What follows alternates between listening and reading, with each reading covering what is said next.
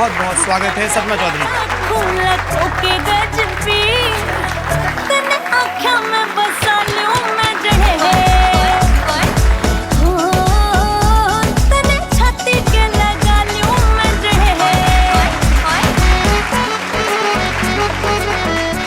News room में उत्साह का माहौल। पहले की सपना चौधरी और अब की सपना चौधरी में क्या अंतर है? पहले की सपना चौधरी 2-4 चीजें दिल में लेके बैठ जाया करती थी, अब मैं दिमाग में भी नहीं लेती। अब कहीं नहीं, अब एक मेरे दाएं से जाती है, एक मेरे बाएं से जाती है। सिंगर बनना चाहती थी जी। डांसर कैसे बनी? सिंगिंग के लिए जाती थी तो मैंने सूट ही पहन के किया वो डांस, लेकिन वो इतना अच्छा लगा लोगों को, इतना अच्छा लगा कि सबके पत्ते कट गए। फिर वहाँ पे किसी ने नहीं किसी को देखा, सबको चाहिए था कि वही लड़की ले गया हो जिसने सूट में डांस किया, वही लड़की का देखेंगे। मर्सिडीज है, रोल्स रॉयस है, बहुत सारी कोठियाँ है हरियाणा भर में, गैंगस्टर्स के साथ दोस्ती है और 50 लाख से 1 करोड़ तक एक शो का चार्ज करती है। सब सच है?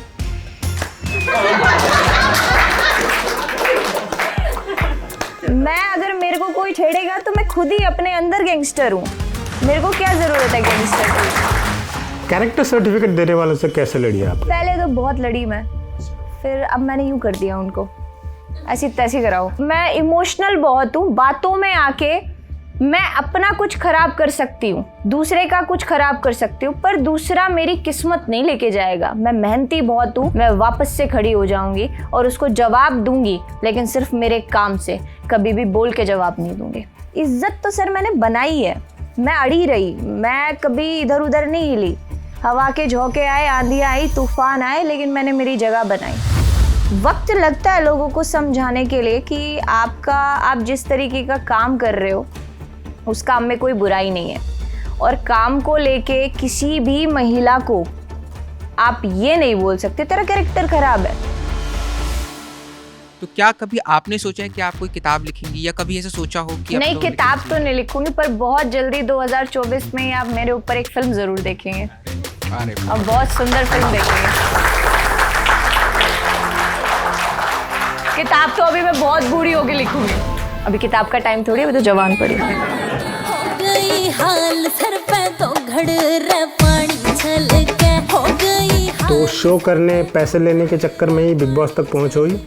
2 घंटे मुझे अंदर जाने में लग गए, क्योंकि वॉचमैन से लेके अंदर के जो जिन्होंने सिलेक्शन करना था वहाँ तक मेरे साथ फोटो खिंचाई है लोगों ने। तो मतलब बाकी सब तो एक तरफ और मैं अकेली एक तरफ, मैं मतलब पूरी मरोड़ में आ गई थी उस टाइम पे। हाँ, तुम क्या मुझे शो में लोगे?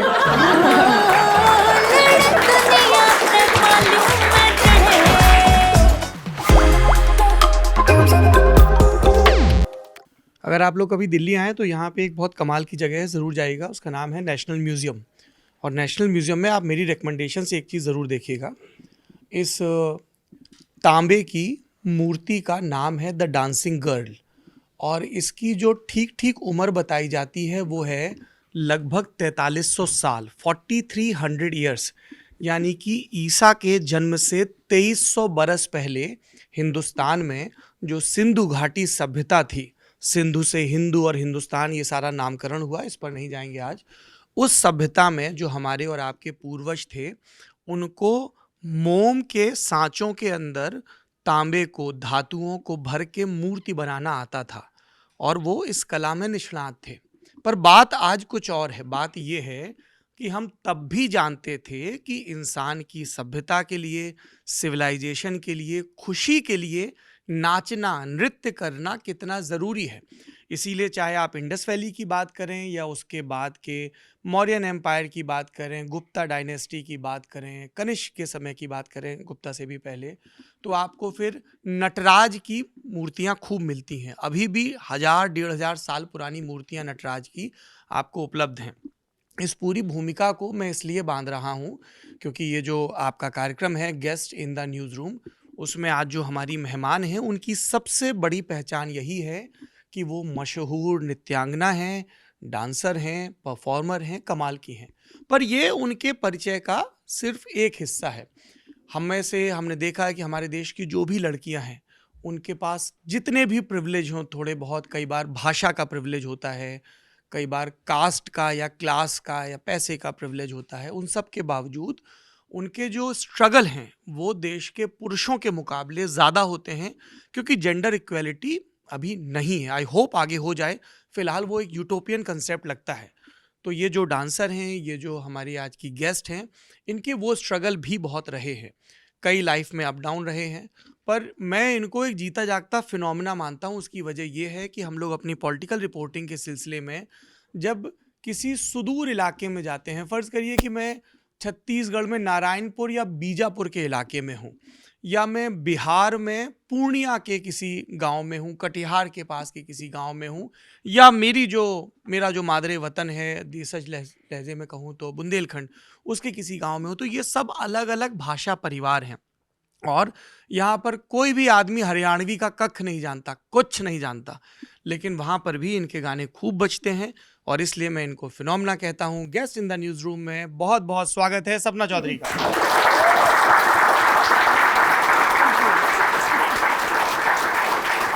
और बस करो, थोड़ा आगे के लिए भी बचा लो, एकदम न्यूज़ रूम में उत्साह का माहौल। और सपना जी से बात करेंगे मेरे साथी मुबारक जी, ओवर टू यू। मुझे बड़ी खुशी है कि हमारा ये जो प्राइम प्रोग्राम है उसका इंट्रो देने के लिए संस्थान ने इतना काबिल व्यक्ति चुना हुआ है। तो ये टेंशन नहीं रहता कि इंट्रो में क्या बोलना है, वो सब अच्छा अच्छा बोल देते हैं, पेज सेट कर देता है, फिर बातचीत शुरू होती है। तो अपन सीधे बातचीत पे आ जाते हैं जी। सपना चौधरी जी सिंगर बनना चाहती थी जी, डांसर कैसे बनी? डांसर कैसे बनी?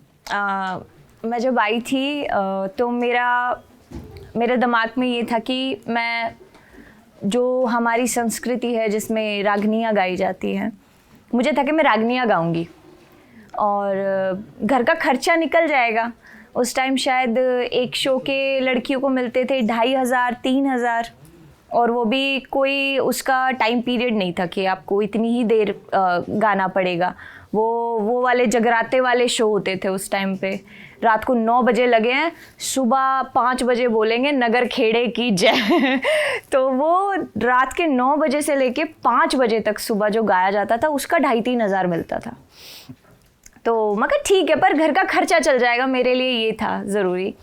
तो एक बार क्या हुआ कि हम राजस्थान की तरफ एक शो कर रहे थे, वहाँ पे जब डांसर्स बहुत ज़रूरी हुआ करती थी उस वक्त भी, लेकिन उस वक्त के डांस में कोई हरियाणवी गानों पे डांस नहीं किया करती थी। गाने बजते थे सीटी पे सीटी, और पता नहीं पंजाबी गाने बजते थे, सीटी पे सीटी गाना होता था एक, और 2-3 और थे, मुझे गाने भी ढंग से याद नहीं है, लेकिन मुझे ये था कि ऑर्केस्ट्रा टाइप का जो लड़कियां डांस करती है वही डांस वहाँ चला करता था बैकलेस लहंगे के साथ। तो चाहे मंदिर का उद्घाटन हो, चाहे किसी का काज हो, वो ही आती थी और वो ही डांस किया करती थी, और उनको देखने के लिए पब्लिक आया करती थी। कोई रागनी सुनने नहीं आता था, किसी को कुछ लेना देना नहीं था, उनको देखने के लिए पूरी पब्लिक इकट्ठी हुआ करती थी। तो एक शो था राजस्थान की तरफ, उस दिन जो डांसर बुक हुई थी, जिसको बुलाया गया था, वो नहीं आई। तो जो हमारे जो टीम के हेड थे, उनको ये पता था कि ये स्कूल के टाइम से थोड़ा बहुत नाच वाच लेती है, इसको डांस वांस आता है थोड़ा बहुत। तो उनको पत्थर पड़े इससे पहले ही आके वो तू डांस कर दे, तू प्लीज़ एक डांस कर दे, एक डांस कर दे। मैं बिल्कुल नहीं नाचूंगी, मैं तो गाऊंगी। बोले नहीं एक डांस कर दे, मेरा टकला फोड़ देंगे यहाँ पे, ऐसे ऐसे उन्होंने मेरे को बोला। तो मगर नहीं, मैं इतना कंफर्टेबल नहीं हूँ इस पब्लिक के सामने, मैं नहीं डांस कर सकती। तो उस टाइम पे एक कॉमेडी स्टार हुआ करते थे जिनका नाम था झंडू, शायद एक आधे को पता होगा। झंडू, उनकी छोटी सी मूंछ है, पगड़ी पहनते हैं और बड़े मोटे मोटे से। तो बोले इसके साथ डांस कर दे, तू अकेले कंफर्टेबल नहीं है तो इसके साथ नाचते। मैं बोली नहीं, इतना बड़ा अंकल है, मैं क्यों नाचूंगी इसके साथ। बोले नहीं, तेरे को कंफर्टेबल रहेगा। फिर मैंने बोला मुझे ये हिंदी गानों पे नहीं आता, मैं ये सीटी पे सीटी गाने इन पे नहीं कर सकती हूँ। तो बोले कोई नहीं, तुझे जो हरियाणवी गाना भी अच्छा लगता हो तो उस पर डांस कर दे। उस टाइम मैंने झंडू सर के साथ एक ड्यूट पे गाने पे डांस किया था, जो गाना था मने सुना तू बल्ली हो गया, महफिला लगा वैसे, दारू के पैग लगावने लग गया, कुक्कड़ सुक्कड़ खा वैसे। वो गाना इतना हिट हो गया। उस टाइम पे सीडियाँ बिकती थी, इतनी सीडी बिकी कि उस तरफ के सारे लोगों ने, मेरा नाम तो किसी को पता ही नहीं था, उस तरफ के सारे लोगों ने कहना शुरू कर दिया कि वो 12 टिक्कड़ वाली लड़की को लेके आओ, वो डांस करेगी। और कुछ ऐसा नहीं था, क्योंकि उस टाइम पे जो रागनियाँ गाती थी लड़की, जो मतलब सिंगिंग एज ए सिंगर अपने आप को रिप्रेजेंट करती थी, वो सूट पहनती थी। लेकिन जो डांस के लिए आती थी, जो डांसर्स होती थी, वो लहंगा पहनती थी। तो अलग अलग काम था, ड्रेस भी अलग अलग थी। तो मैं सिंगिंग के लिए जाती थी, तो मैंने सूट ही पहन के किया वो डांस। लेकिन वो इतना अच्छा लगा लोगों को, इतना अच्छा लगा कि सबके पत्ते कट गए। फिर वहाँ पे किसी ने नहीं किसी को देखा, सबको चाहिए था कि वही लड़की ले गया हो जिसने सूट में डांस किया, वही लड़की का देखेंगे अब तो। क्या उम्र थी आपकी तब? मैं 13-14 साल की होंगी। 13-14 साल। घर वाले सहमत थे जब आपने शुरू किया? फिर सहमति की ज़रूरत ही नहीं पड़ी ना सर। कभी नहीं। मैं बोलती हूँ, काफ़ी लोग आके ये बोलते भी, अरे हम ऐसी फैमिली से बिलोंग करते हैं, नहीं हमारी मम्मी राजी नहीं थी, हमारे पापा राजी नहीं थे। ऐसा कुछ नहीं हुआ मेरे साथ। टाइम सिचुएशन ही ऐसी थी, किसी से पूछने की ज़रूरत नहीं पड़ी, किसी को बोलने की ज़रूरत नहीं पड़ी, किसी को ये कहने की ज़रूरत नहीं पड़ी नहीं यार ये काम मत कर। और मैंने किसी से नहीं पूछा, मुझे लगा कि ये ठीक है और मैंने किया। फिर आपका पहला परफॉर्मेंस हुआ, फिर आपकी डिमांड होने लगी, लोग बुलाने लगे। आगे कैसे बढ़ा सफ़र? आगे फिर लालच आ गया ना। लालच आ गया, बिल्कुल अगलों को लालच आ गया। नहीं, मुझे नहीं आया। अच्छा। जब तक मैं ठीक थी, मुझे था ठीक है, मैंने किसी का मान सम्मान रखा, मेरे लिए सिर्फ वो था, मुझे नहीं आया लालच। लेकिन जो टीम हेड थे उनको लालच आ गया ना कि पैसे फालतू मिलेंगे, अरे इस लड़की को पसंद किया जा रहा है तो काम करवाएंगे हम। तो हर शो पे वो यही करने लग गए कि डांसर नहीं बुलाएंगे, इसी को डांस करवाना है। तो कैसे न कैसे सिचुएशन ऐसी बना दिया करती थी, मुझे डांस करना पड़ा करता था। फिर मुझे ये पता लगने लग गया कि यार इनको इस चीज़ से प्रॉफिट हो रहा है, मैं डांस कर रही हूँ तो इनको प्रॉफिट हो रहा है। मुझे कुछ नहीं चाहिए था, मुझे चाहिए था पैसा। माँ मेरी फ़ीस बढ़ा दो, मेरी फ़ीस बढ़ा दो, मैं नहीं करूँगी। क्योंकि मैं अकेली, मैं सोलो भी गाया करती थी, फिर मैं ड्यूट भी गाया करती थी, फिर मैं डांस भी किया करती थी। तो जिस काम के लिए उनको 3 लड़की की ज़रूरत थी, वो आप अकेली वो मैं अकेली कर दिया करती थी। तो मैंने पैसे बढ़वा दिए। मेरे को पैसे बढ़ा के तो मैं ऐसे नहीं करूँगी। फिर खुद के शोज कब से शुरू किए? खुद के शोज़ तो बहुत टाइम बाद शुरू किए। मतलब शायद खुद के शोज़ मैंने स्टार्ट किए बिग बॉस में जाने से 1 साल पहले। मतलब 2016 पूरा मैंने मेरे को दिया। मैंने खुद के चीज़ें बनाई, खुद का काम करना शुरू किया और मिला भी मुझे काम। क्योंकि जब भी मैं मेरे गुरुजी को बोलती थी कि पैसा बढ़ा के दो, तो वो ये बोलते थे तेरी तो साई नहीं आती। साई बोलते थे बुकिंग को उस टाइम पे, तेरी तो साई नहीं आती, तेरे को कैसे पैसे बढ़ा के दे दे। तो मेरी मम्मी ने उनको बोला कि इसकी जब साई आए ना तब बुलाना, कोई ज़रूरत नहीं है बुलाने की। तो हमने उनके फ़ोन ही नहीं उठाए 2-3 महीने, और साई तो आती थी। साई आने लगी तो मम्मी ने 3 महीने बाद फ़ोन कॉल उठाया उनका। बोले जी आप 3 महीने से फ़ोन नहीं उठा रहे हो, गलत बात है, काम नहीं करना आपको, ऐसे मना कर दो। बोले जी साई आ गई क्या लड़की की? बोले हाँ साई आ गई, आ जाओ काम करना है। तो मेरी मम्मी कर लेती थी। मुझे फ़ोन मिला, मम्मी संभालती थी सारी चीज़ें, तो मुझे फ़ोन मिला बिग बॉस से आने के बाद, जो मेरा खुद का फ़ोन मैं जिसको बोल सकती हूँ मेरा फ़ोन था। वो भी ज़िद करके मैंने लिया। मेरी माँ ने मुझे कभी फ़ोन ही नहीं दिया। मैं कहीं चली गई, कुछ भी किया, उन्होंने खुद ही संभाला। तो वो मेरे को फ़ोन भी नहीं देती थी। फिर काम मिलने लगा, फेम मिलने लगा, और फिर ऐसा फेम मिलने लगा कि वो एक पानीपत का किस्सा पढ़ा हमने कहीं कि कोई मंत्री जी भाषण देने खड़े हो गए थे और जनता चिल्लाने लगी कि आप भाषण बंद कर दो, हमें सपना जी को देखना है। कहाँ का किस्सा था वो? क्या किस्सा था? थोड़ा रोचक तरीके से बताइए। वो वहाँ का नहीं था, वो राजस्थान का किस्सा था। राजस्थान का, पानीपत का नहीं था।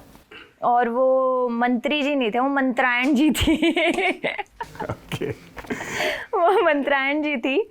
तो हुआ क्या था कि बहुत बुरा लगता है मुझे जब कोई भी पॉलिटिकल गैदरिंग के लिए आप एक आर्टिस्ट को सिर्फ यूज़ करने के लिए बुला लो।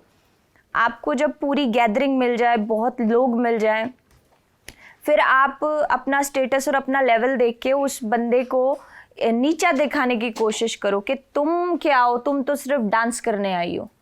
मैं मंत्री हूँ भाई, तो मतलब वो जब आप दिखाते हो ना, तो मुझे नहीं लगता कि वो चीज़ ठीक है।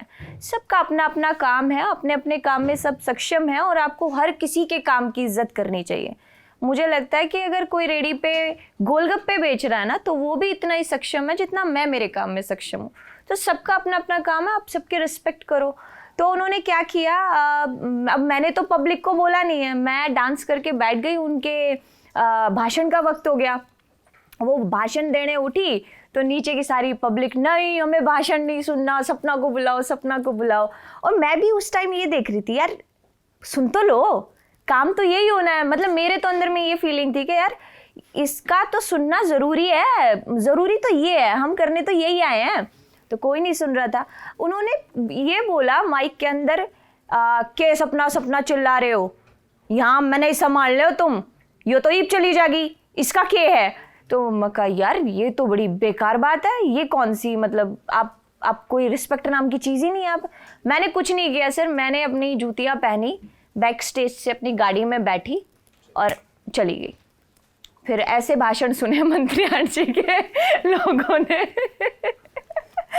मैं करती हूँ ऐसी चीज़ें क्योंकि मेरे को लगता है कि आपको सामने वाले की कम से कम वैल्यू तो पता होनी चाहिए। आप ठीक है, आप पब्लिक को कन्विंस कर लीजिए कि आपको देखे, आपको सुने। वो आप में इतना काबिलियत होनी चाहिए ना आपके अंदर कि आपको पब्लिक सुन ले। अब वो मेरी गलती थोड़ी, अगर मेरे अंदर काबिलियत है तो मुझे देखना चाह रहे हैं, तो अगर आपके अंदर काबिलियत है तो आपको सुनना भी पसंद करेंगे। तो आप उस चीज़ का ब्लेम मेरे पे क्यों डाल सकते हो? आपको किसने राइट दिया? एक तो आपको गैदरिंग चाहिए तो चौधरी याद आ गई, हाँ भाई उसको बुला लो फलाने को, और वो गैदरिंग दे देगी। लेकिन फिर गैदरिंग मिल गई तो आप ऐसे इज्जत उतारोगे, मेरे को नहीं मंजूर, मैं नहीं उतारने दूंगी ये। तो मंत्राणी बाद में कभी बात हुई? नहीं, कभी नहीं। ऐसी बात इससे सुंदर जवाब नहीं हो सकता था इस सवाल का। आपके से जुड़े ना बड़े मिथ हैं, हम तक ऐसी बातें पहुंचती है। जब हमारे साथी रिसर्च कर रहे थे तो बता रहे थे कि उनके पास मर्सिडीज़ है, रोल्स रॉयस है, बहुत सारी कोठियाँ है हरियाणा भर में, गैंगस्टर्स के साथ दोस्ती है, और 50 लाख से 1 करोड़ तक एक शो का चार्ज करती है। सब सच है?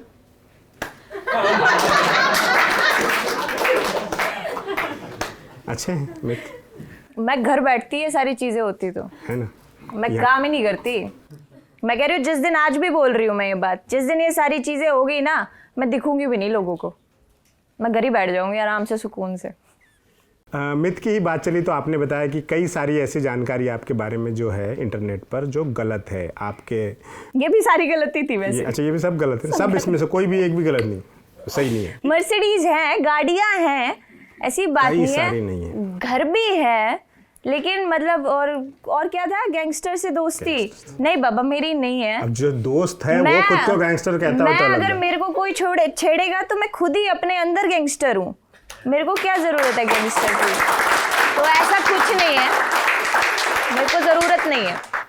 अच्छा, एक थोड़ा सा सीरियस सवाल, आपकी ऑडियंस में महिलाओं की कमी खलती है, आपको खलती है? नहीं, अब आती है, शुरू में नहीं थी।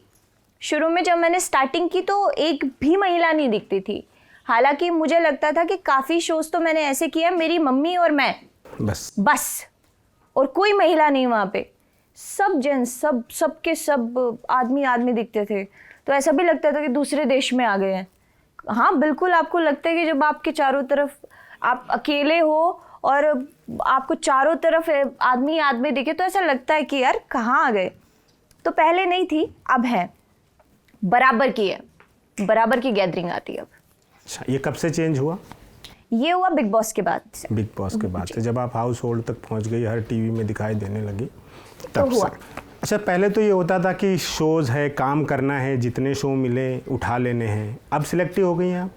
नहीं, अभी इतनी सिलेक्टिव नहीं हूँ मैं। जो काम आता है हाँ बोल देती हैं? नहीं, मैं जो काम आता है उसको भी हाँ नहीं बोलती, लेकिन मैं सिलेक्टिव भी नहीं हूँ।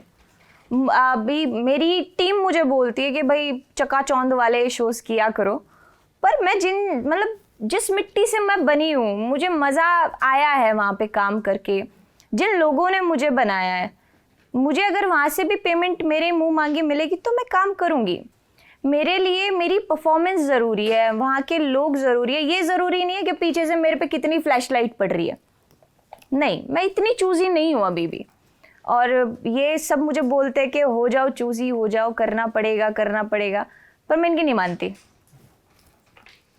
आपकी वर्क प्लेस मेनली हरियाणा रहा है और वहाँ घूंघट न हो ऐसी लड़की को स्टेज पर नाचते हुए देखना मतलब काफ़ी वैसे नीची नज़र से देखा जाता रहा है। मर्दवादी सोच उत्तर भारत के बेल्ट में जितनी हावी है उसका एक हिस्सा हरियाणा भी है।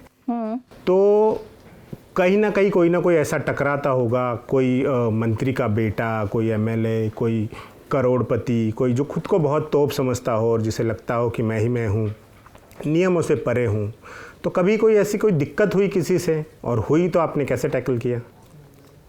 मुझे दिक्कतें बहुत हुई हैं सर। मतलब आपकी वाली बात बिल्कुल ठीक है कि यहाँ है कि घूंघट वाली लड़की 24 घंटे आपके चारों तरफ ऐसा। और मेरे को सच्ची बताऊं तो कई लोगों से मेरी इस बात पे डिबेट होती भी है कि घूंघट गलत है या ठीक है। मुझे ठीक लगता है, मैं घूंघट को गलत नहीं मानती। वो आपके ऊपर है, आपको करना है नहीं करना है, आपकी फैमिली के ऊपर है, उन्हें कराना है नहीं कराना है। वो आपका पॉइंट ठीक है, मैं मान सकती हूँ। लेकिन आप घूंघट को गलत कहो वो बिल्कुल गलत होगा, क्योंकि घूंघट हरियाणा में रिस्पेक्ट के लिए दिया जाता था, रिस्पेक्ट के लिए किया जाता था कि हम आपसे छोटे हैं, हमारी इतनी औकात नहीं है कि हम आपसे आँख से आँख मिला के बात कर सकें। तो इसलिए वो घूंघट किया करती थी कि आप हमसे बड़े हैं, हम आपको ये रिस्पेक्ट दे रहे हैं। घूंघट करना, और घूंघट करना लड़कियों के लिए ही नहीं था। जो हमारे बड़े जेंट्स होते हैं वो आज भी काफ़ी घर यहाँ पे काफ़ी हरियाणा से होंगे शायद, उनको पता होगा कि हमारे जब घर के अंदर कोई भी बड़ा एंटर करता है तो वो खास के आता है, खासता है बकायदा कि मैं आ रहा हूँ। वो अपने आने की बताता है कि मैं आ रहा हूँ, खास के आते हैं। इसलिए कि जो भी हमारे घर की महिला है, अगर वो किसी भी अलग सिचुएशन में है जो हम नहीं देखना चाहते या हम नहीं देख सकते, तो वो पहले अलर्ट कर देते कि हम आ रहे हैं, भाई आप अपना देख लीजिए। तो घूंघट गलत नहीं है, जो हमारी पुरानी सभ्यताएं हैं वो गलत नहीं है। हाँ, अगर आप उनको अलग तरीके से पोर्ट्रे कर करके दिखा रहे हो वो ज़रूर गलत है। तो आप घूंघट को चॉइस मानती हैं? हाँ। इससे मुझे याद आया, पिछले साल एक बहुत ये चला था मसला, कर्नाटक में कुछ लड़कियों को हिजाब पहनने पर एग्ज़ाम नहीं देने दिया गया था और फिर पूरे भारत भर में उस पर डिबेट्स हुई कि धार्मिक आइडेंटिटी नहीं होनी चाहिए। तो कुछ लोगों का ये कहना था कि अगर वो अपनी मर्जी से कोई पहन रहा है तो पहनने दीजिए। बिल्कुल। तो उस केस में भी आप यही सोचती हैं? बिल्कुल, उनकी मर्जी है। अगर मुझे लगता है कि भाई मुझे साड़ी पहननी चाहिए तो मैं पहनूंगी, ये मेरा कंफर्ट जोन है सर। और मैं साड़ी पहन रही हूँ इसका मतलब मैं ये नहीं कह रही हूँ कि यार किसी ने आगे मेरे किसी लड़की ने शॉर्ट्स डाले हुए हैं तो मैं उसको गलत बोल रही हूँ, नहीं। वो उसका है, उसकी मर्जी है, उसका लाइफस्टाइल है, उसका अपने अंदर का अगर बोलेगा कि मुझे शॉर्ट्स पहनने तो वो पहनेगी। मेरा अंदर का बोलेगा कि भाई मुझे शॉर्ट्स पहनने, उस दिन मैं भी शॉर्ट्स पहनूंगी। अभी मैं साड़ी में कंफर्ट फील करती हूँ तो मैं साड़ी पहनूंगी। परफेक्ट। कैरेक्टर सर्टिफिकेट देने वालों से कैसे लड़ी आप? क्योंकि उन्मुक्त होकर नाचती स्त्री इस देश को अक्सर पसंद नहीं आती है, तो फिर चरित्रहीन होने के लेबल लगते हैं। कैसे कैसे लड़ी आप, या परवाह ही करनी छोड़ दी? बहुत लड़ी मैं। अच्छा। फिर अब मैंने यूँ कर दिया उनको, ऐसी तैसी कराओ, कोई मतलब नहीं है तुम लोगों से। क्योंकि मेरे को लगता है कि आप आगे से कितना मतलब साफ कर सकते हो अपने आप को। और ये दुनिया ऐसी है ना कि आप जितना अपने आप को क्लीन करने की कोशिश करते हो ना, ये उतनी कीचड़ उछालती है। तो अभी ठीक है, जितनी उछल गई, अब मैंने बोलना ही बंद कर दिया। जैसा लेना आप ले लीजिए, कोई दिक्कत नहीं है मुझे। ठीक है, आपकी नज़र में मैं जैसी हूँ मैं वैसी हूँ, ओके। पर ये तो समय के साथ ये एटीट्यूड आया होगा जो आपने सबकी परवाह ये करनी समय के छोड़ साथ दी। आया। पर कभी क्या कुछ ऐसा हुआ, कोई अप्रिय घटना हुई हो कि हौसला टूट गया हो और मन किया हो कि यार छोड़ देती हूँ सब? मैंने मेरे कैरेक्टर पे ही उठा था जब बात, मुझे पॉइंट किया गया था मेरे चरित्र को ऐसे। क्या वो पुलिस रेड वाली बात है जो एक फोटो वायरल हुई थी? नहीं, वो मेरे लिए इतनी मैटर नहीं करती। अच्छा, थी। नहीं। वो जो वो क्या किस्सा था? वो तो कुछ भी, कोई पुलिस रेड नहीं थी, वो मेरी सिक्योरिटी में पुलिस थी जी। तो जब मैं मेकअप वगैरह करने लग रही थी, आराम से बेड पे बैठ के मैं मेकअप कर रही थी, तो पुलिस वाले अंदर आए थे, वो सिक्योरिटी के लिए थे वहाँ पे। तो भीड़ बहुत थी, बाहर से पथराव वगैरह हो रहा था, तो सिक्योरिटी के लिए तो किसी ने फ़ोटो खींच के डाल दी कि पता नहीं क्या कौन सी रेड पड़ी है, मुझे भी नहीं पता थी कौन सी रेड पड़ गई। तो है बेवकूफ़ है कुछ लोग। आप वो बात बता रही थी कि हौसला टूटने वाली कई बार हुई है। हाँ, वो रागनी गाने वाला किस्सा था जी। तो उस टाइम कुछ एक पता नहीं किसने क्या वायरल किया था, एक पेज पे कुछ लिख के, और वो उस टाइम पे व्हाट्सएप का ज़माना था, व्हाट्सएप पे चीज़ें इधर उधर जाया करती थी। तो कुछ था एक आर्टिकल छोटा सा, उसमें कुछ बड़े अच्छे शब्द मेरे बारे में किसी बड़े धर्मात्मा पुरुष ने लिखे हुए थे, जिनका चरित्र हनन कभी हुआ ही नहीं होगा मेरे को लगता है। तो उन्होंने जो लिखा था वो आज तक खैर पकड़ा भी नहीं गया, पता ही नहीं है किसने किया था किसने नहीं किया था, पर जिसने भी किया था वो देख ज़रूर रहा होगा, पक्का देख रहा होगा, ये तो मुझे पता है, वो देख ज़रूर रहा होगा। तो क्या बोलेंगे आप उसको? एक लाइन बोल दीजिए उसके लिए, वक्त निकाल के। मेरे को बोलने की ज़रूरत ही नहीं पड़ेगी सर, यही बहुत है कि तू देख रहा है। वाह। क्योंकि अब तक तो हो गया होगा उसके साथ जो होना होगा। वक्त का पहिया बहुत स्पीड पकड़ता है। आप अगर किसी के लिए कुछ भी 2 शब्द गंदे बोल के देखिए, आपको 1 महीने के अंदर रिजल्ट मिलेगा उस चीज़ का। और उन्होंने तो मेरे बारे में पूरा फर्रा लिखा हुआ था, पूरी चिट्ठी, मतलब जो नहीं हो सकता वो लिखा हुआ था। तो उनके साथ तो पता नहीं क्या क्या हुआ होगा। उनके नाम तो कोई किताब आ गई होगी। बिल्कुल। परफेक्ट। जब आप परफॉर्म करती हैं तो एक आर्टिस्ट को चाहिए होता है एप्रिसिएशन क्राउड का, पर कई बार एप्रिसिएशन और फुहड़ता में अंतर भूल जाती है ऑडियंस। तो आप कैसे टैकल करती है उसको और आइडेंटिफाई कैसे करती है? और आप बता दीजिए कि ये फर्क क्या है। तो मिले ही नहीं मुझे कभी, किसने दिया अप्रिसिएशन? मतलब जब मैंने शुरुआत की, शुरुआती दौर पे सिर्फ लोगों ने उस चीज़ को लिया एंटरटेनमेंट, कि यार अच्छा लग रहा है, मज़ा आ रहा है, कुछ नया देखने को मिल रहा है। उस जोन में थे लोग उस वक्त। तो वो इज्जत करने की जोन में नहीं थे कि हाँ यार हमें रिस्पेक्टफुली इस चीज़ को देखना चाहिए। वो सिर्फ यही था कि भाई एंटरटेनमेंट मिल रहा है, हाँ लड़की नाच रही है, बहुत है हमारे लिए। वो वाला जोन था उनका। वो कभी इज्जत देने नहीं आते थे मेरे को। इज्जत तो सर मैंने बनाई है, मैं अड़ी रही, मैं कभी इधर उधर नहीं हिली। हवा के झोंके आए, आंधियाँ आई, तूफान आए, लेकिन मैंने मेरी जगह बनाई।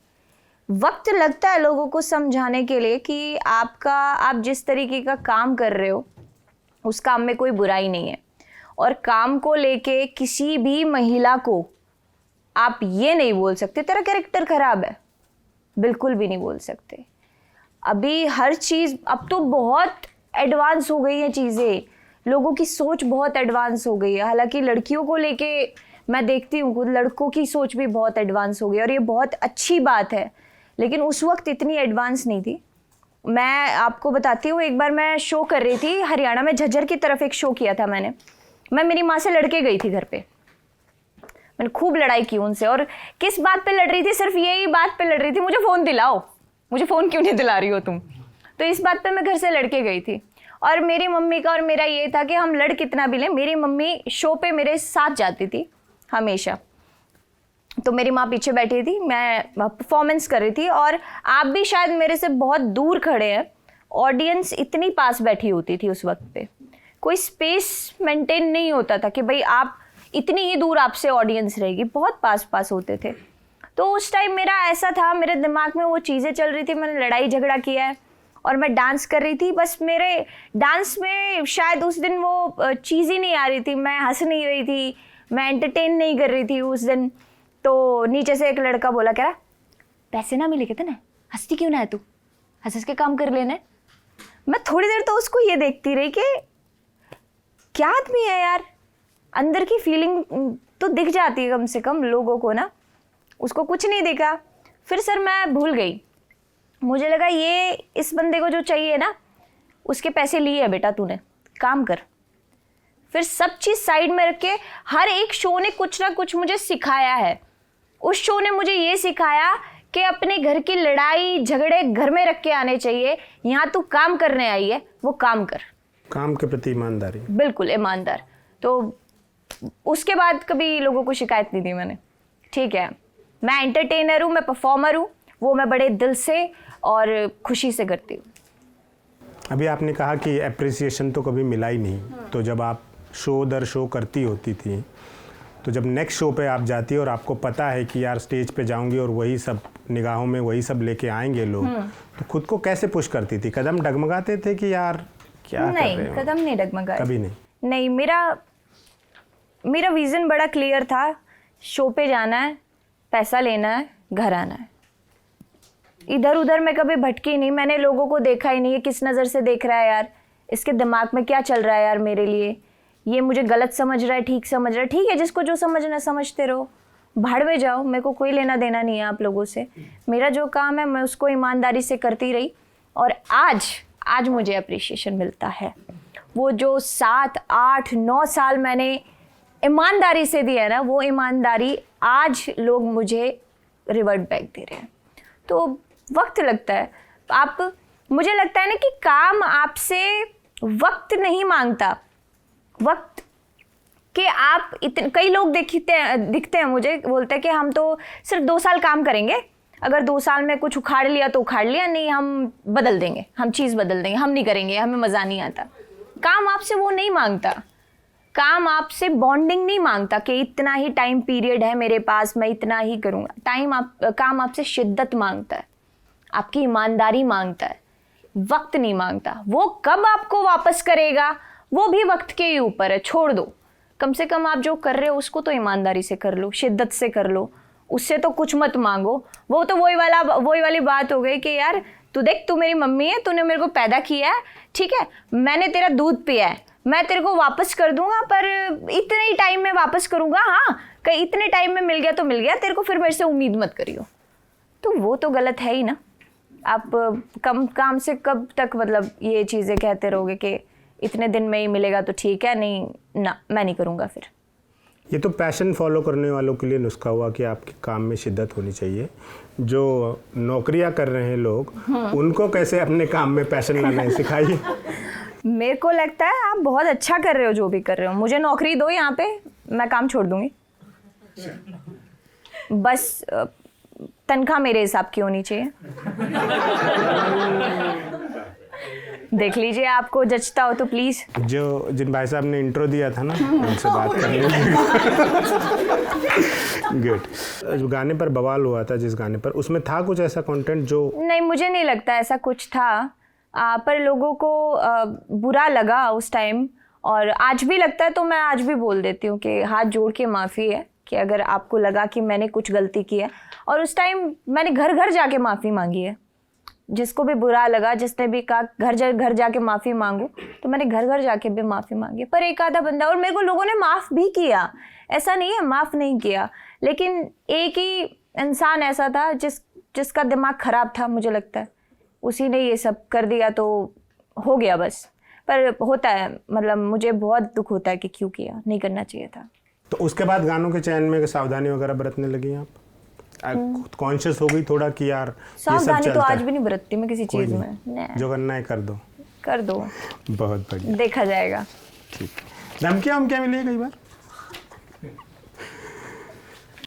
कुछ किया ही नहीं तो धमकी देगा कौन, क्यों? यही कि एक गाना वायरल हो गया, फिर उसमें किसी जाति की भावनाएं आहत हो गई। नहीं, पर उस वक्त मैंने माफ़ी भी तो मांगी ना, माफ़ी में मांगी, और वो केस चंडीगढ़ हाई कोर्ट में मैं जीती भी हूँ।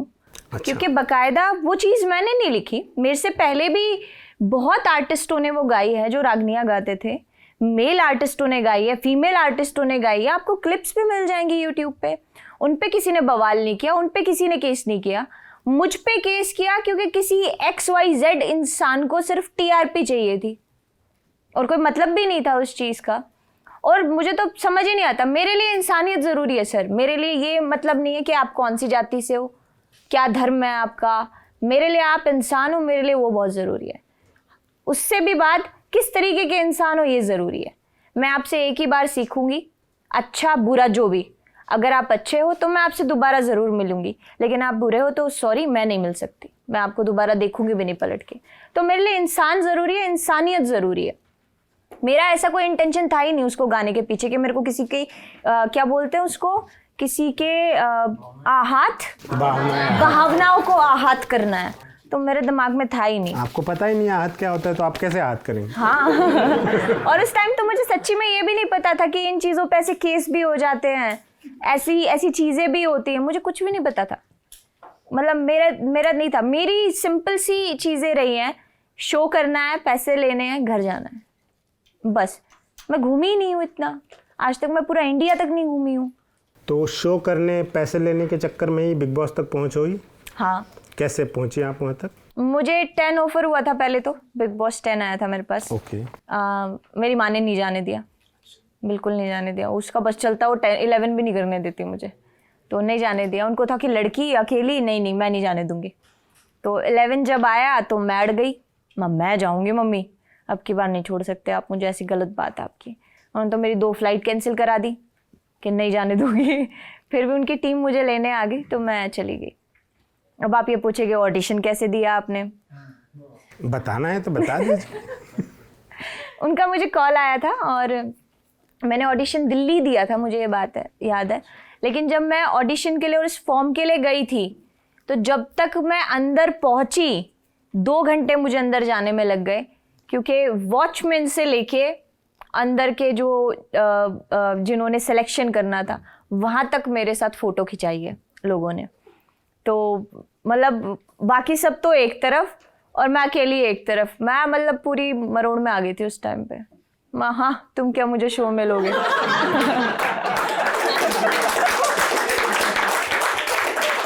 तो हो गया था। मैं फोड़ जाती हूँ कभी कभी, मेरी आदत है। तो फिर यही मरोड़ जो है वो अंदर हाउस में भी दिखी?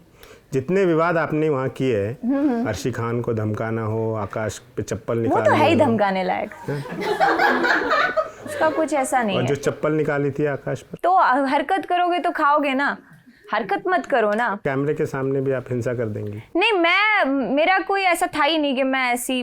और सच्ची बताऊं आपको, मैंने बाहर आके बाद में वो क्लिप्स देखी तो मुझे बहुत टाइम तक तो यूँ रहा कि ये तू नहीं है ना सपना, ये तू नहीं है।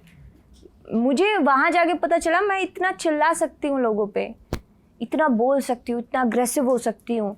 मेरे को लगता है मेरी ना 6-7 साल की जितनी भी अंदर गुस्सा था ना, वो सारा निकाला ही मैं अंदर 2 महीने में ही, कि हाँ अब तू आ। तो वो मैंने छोड़ा नहीं किसी को। तो पर मैं ऐसी हूँ नहीं, मैं बहुत शांत स्वभाव की हूँ। कुछ स्क्रिप्टेड था वहाँ, होता है? देखिए आप मुखर हैं, मैं पहले ही बता दूं, आपको परवाह नहीं है कौन क्या सोचता है। बिग बॉस 11 होकर ज़माना हो चुका है, अब परवाह नहीं करनी है, बता डालिए। बताऊंगी, पर इतना जितना लोगों को जानने की ज़रूरत है, इतनी भी बेवकूफ़ नहीं हूँ मैं। ना, ऐसे नहीं बोलूँगी, गलत बात है ये। अगले मेरे पे केस कर दें, आपका क्या जाएगा? कुछ नहीं, वो स्क्रिप्टेड नहीं है। अच्छा, सच्चाई ही है ये कि वो स्क्रिप्टेड नहीं है, वो चीज़ ही क्रिएटिव है। और वो समझ वो ही सकता है जो उसको खेल के आता है, मतलब जो उसका कंटेस्टेंट होता है। सिंपल सी बात यही है कि वो ही उसको समझ सकता है, लेकिन वो स्क्रिप्टेड नहीं है, वो क्रिएटिव है। वो बहुत आपको इतना सोच और समझ के अंदर भेजते हैं ना कि उनको आपकी एक एक बात पता है, बस फिर वो खेल जाते हैं। कई एक आधा उनसे भी होशियार मिल जाता है जो उनके साथ खेल आता है। आप अपनी फेवरेट है ना? मैं मेरी फेवरेट? हाँ। नहीं, ऐसा तो कुछ नहीं, मैं मेरी फेवरेट नहीं, ऐसा कुछ नहीं। अच्छा, बिग बॉस ठीक है, मैं सबकी फेवरेट हूँ, सब मेरे फेवरेट है, मैं वो वाला नहीं है। मैं खुद की फेवरेट कैसे होंगी? आपने कहा था कि बिग बॉस से जब मैं बाहर आई लोग मुझसे थोड़े थोड़े डरने लगे थे। एक आपने किस्सा बताया था कि कोई लड़का था, सेल्फी लेना चाहता था पर पास आने से डर रहा था कि उसने बिग बॉस देखा। हाँ, तो मैंने बोला ना कि मैं ऐसी हुई नहीं सर। फिर अब एक बंदा था, वो मेरे को ये याद है कि जैसे ही मैं बाहर आई ना, मैं एयरपोर्ट पे थी, मैं दिल्ली लैंड करने वाली थी। तो ये है दिल्ली एयरपोर्ट का किस्सा। मैं दिल्ली एयरपोर्ट जैसे ही मैंने लैंड किया ना, तो वो समझ तो गया था सामने वाला, क्योंकि रात के 12 या 1 बजे की बात है कि हाँ यार ये सपना चौधरी है। और वो बहुत देर से देखे जा रहा है, और कभी फ़ोन बेचारा ऐसे निकाले और फिर अंदर रख ले, फिर बाहर निकाले, फिर अंदर रख ले। समझ तो मैं गई थी इसको फ़ोटो चाहिए, मैं ही उसके पास चली गई कि आपको फ़ोटो खिंचानी है। वो थोड़ी देर तो हाँ मैडम, मैं बोली ठीक है फिर खिंचा लीजिए आप। बोला नहीं मैडम, आपसे बहुत डर लगता है। मैं थोड़ी देर ये सोच रही थी कि मैंने ऐसा क्या किया, मैं कौन सा युद्ध जीत के आई हूँ, कितने बंदे मैंने मार दिए कि तू मेरे से डरने लग रहा है। तो वो मेरे लिए बहुत अजीब बात थी, मेरे को बहुत गंदा लगा उस टाइम पे कि सामने वाला क्यों डर रहा है मेरे से, मतलब मैंने तो ऐसा कुछ नहीं किया। फिर सर मैंने क्लिप्स देखी, फिर सच्ची बताऊँ मैं खुद से ही डर गई कि हाँ यार ये तो बनता था, ऐसी तो हुई नहीं मैं। तो वो था, मतलब मेरे को बहुत बुरा लगा। फिर आपने उसके बाद कुछ काम किया लोगों को ये समझाने में कि मैं वो नहीं हूँ जो बिग बॉस में देखा है आपने? सब समझते ही हैं, आप भी जब मेरे से मिलोगे तो आप समझ जाओगे। आप सारी चीज़ें अच्छी हैं इस धरती की, बस एक चीज़ बहुत बुरी है कि आप जब तक किसी इंसान से मेल जोल नहीं बढ़ाते हो, आप मिल नहीं लेते हो, आप उसको इतना जज करने लग जाते हो, इतना जज करने लग जाते हो, जो कि गलत बात है। अपने दिमाग में किसी के लिए भी कोई जजमेंट मत लाइए जब तक आप उससे मिले नहीं हो। तो मैं अच्छी हूँ सर, मैं किसके लिए क्यों बुरा करूँगी, क्यों बुरी बनूँगी, ऐसा कुछ नहीं है। हिंदी सिनेमा इंडस्ट्री तक कैसे पहुंच हुई? उन्होंने अप्रोच किया था, आपने कोशिशें की, क्या हुआ था? मैंने कभी कोशिश बिग बॉस नहीं के की। बाद नजरों में चढ़ गई कभी आप। कोशिश नहीं की, मैं आज भी कोशिश नहीं करती और लाइफ टाइम तक मैं कोई कोशिश करना भी नहीं चाहती। तो उन लोगों ने अप्रोच किया था हमेशा, पहला जो भी break कौन जितने सा भी था? मैंने वहाँ गाने किए हैं, जो भी मैंने शोज किए हैं, उन्होंने ही अप्रोच किया है। मैं बल्कि बड़ी बड़ी चीज़ें मना करके ज़रूर आई हूँ, लेकिन ऐसा नहीं है कि मैंने उनको अप्रोच किया और ये बोला कि प्लीज़ मुझे काम दे दीजिए, ना, चाहिए ही नहीं। मैं बहुत काम है यहाँ, हाँ बेचारा मैं का। यहाँ बहुत सक्षम हूँ खुद में, मैं ठीक काम कर लेती हूँ। जो मेरे को लगता है कि मैंने खानी आखिरी में दाल रोटी है और उसके लिए मैं हूँ, मैं कर लूँगी, मैं लाइफ टाइम तक कर सकती हूँ। तो मेरे को कुछ नहीं है, मेरे को ज़रूरत नहीं है। 2018 में खबरें चली कि सपना चौधरी कांग्रेस ज्वाइन करने वाली हैं। खबरें आई कि आप सोनिया गांधी और राहुल गांधी से मिलने पहुंची थी। मेरे को प्रियंका गांधी बहुत पसंद है, मुलाकात हो नहीं पाई। बहुत पसंद है। मैं जब उनसे मिली ना, सच्ची में, मतलब वो उनको आप सामने से देखो, आप मिलो, मेरे को बहुत पसंद है, बहुत अच्छी लगी वो मेरे को बात करने में। सामने वाले से कैसे बात करनी चाहिए, मैं सीख के आई उनसे वो चीज़, तो मेरे को बहुत पसंद है। पर ऐसा नहीं है कि मैंने कांग्रेस ज्वाइन की थी, प्रॉब्लम भी ये है। मैं उनसे मिलने गई थी और कुछ प्रचार विचार का हमारी बात चल रही थी उस टाइम, तो प्रचार के लिए, हाँ कांग्रेस के लिए प्रचार के लिए बात चल रही थी, कैंपेन के लिए, तो मैं उसी सिलसिले में उनसे मिलने गई थी। लेकिन उनसे मिलने से पहले एक श्रीमान थे जिन्होंने बोला कि आप हमें 10 रुपये दीजिए, उनसे मिलने के लिए आपको एक फॉर्म फिल करना पड़ेगा। तो मेरे लिए तो कोई बड़ी बात नहीं, मैं 10 ही रुपये तो मांग रहे थे, 10 रुपये दे दिए, वो फॉर्म फिल कराया। अब मुझे बाद में पता चला वो फॉर्म फिल कराया था जो मिलने के लिए, वो ज्वाइनिंग लेटर था। मेंबर बना लिया? मेंबर बना लिया मुझे। फिर 2-3 दिन मैं बिजी रही, फिर आके मैंने पूरा मीडिया के सामने, भाई ऐसा कुछ नहीं है, ऐसा मैंने नहीं किया, पूरी प्लानिंग प्लॉटिंग थी वो। उसके कुछ अरसा बाद आपने बीजेपी बाकायदा ज्वाइन वो की। करनी पड़ी। करनी पड़ी? हाँ। इस पड़ी के पीछे क्या? पड़ी के पीछे ये है कि मैं इन सारी चीज़ों से हटना चाहती थी कि बार बार कांग्रेस कांग्रेस, और उस वक्त मुझे बहुत पसंद आ रहा था कि भाई बीजेपी बहुत अच्छे काम कर रही है जो कि करने चाहिए, तो इस वजह से मैंने बीजेपी ज्वाइन की। अभी क्या स्टेटस है आप पार्टी में मेंबर हाँ, हैं? कुछ काम करती हैं आप? नहीं, मैं का? काम नहीं करती, बस आप 10 रुपए मैं पर्ची मौज वहाँ- लेती हूँ। 10 की पर्ची वहाँ भी कटी है? ना पर्ची पुर्ची महंगी नहीं है वो? कटाई, ना वो वाली महंगी है। बढ़िया। अच्छा, एक्टिव पॉलिटिक्स में जाएंगी फिर आप कभी? नहीं, आगे? कभी नहीं। कभी सोचा है? नहीं, कभी नहीं, अब तक तो कभी नहीं। हाँ, ये भी है कि मैं लाइन नहीं खींच सकती किसी भी बात को लेके, लेकिन कल को क्या पता क्या हो जाए, क्या करना पड़ जाए, क्योंकि मैंने बहुत सीखा है ये ज़िंदगी से कि आप किसी भी बात को हाँ या ना स्टैंप मार के मत करो, आपको कुछ भी करना पड़ सकता है। तो मैं ये अब तक का जो मेरे मन के अंदर है वो मैं कह सकती हूँ कि मैं बिल्कुल नहीं ज्वाइन करना चाहती पॉलिटिक्स, और बिल्कुल करना भी नहीं चाहती मैं पॉलिटिक्स। मेरे को कोई इंटरेस्ट भी नहीं है पॉलिटिक्स में, लेकिन आने वाले टाइम में कुछ नहीं पता। आज के दौर की जब पॉलिटिक्स की बात हो ही रही है, तो आज के दौर के पॉलिटिक्स पर मतलब आपका क्या टेक है? क्योंकि मैं ये सवाल आपसे इसलिए पूछ रहा हूँ क्योंकि आपने 2 पार्टियों से पर्ची कटवा ली थी, वरना आपके काम के इर्द गिर्द ही रहता। क्या है मतलब, लोग कहते हैं कि आज का जो राजनीति का दौर है ये कर्म की बात कम करता है, धर्म की बात ज़्यादा कर रहा है। हाँ, जो कि गलत भी लगता है मुझे, गलत लगता है? बहुत आपको? गलत लगता है। जी। मैं नहीं चाहती और मेरी टीम में खुद इतने अलग अलग मेंबर्स हैं और अलग अलग उससे हैं, तो हम मिल बांट के रहते हैं, मिल बांट के खाते हैं, हम झूठा भी खा लेते हैं एक दूसरे का। तो हमें नहीं लगता कि धर्म और इन चीज़ों पे आपको विवाद बढ़ाने चाहिए।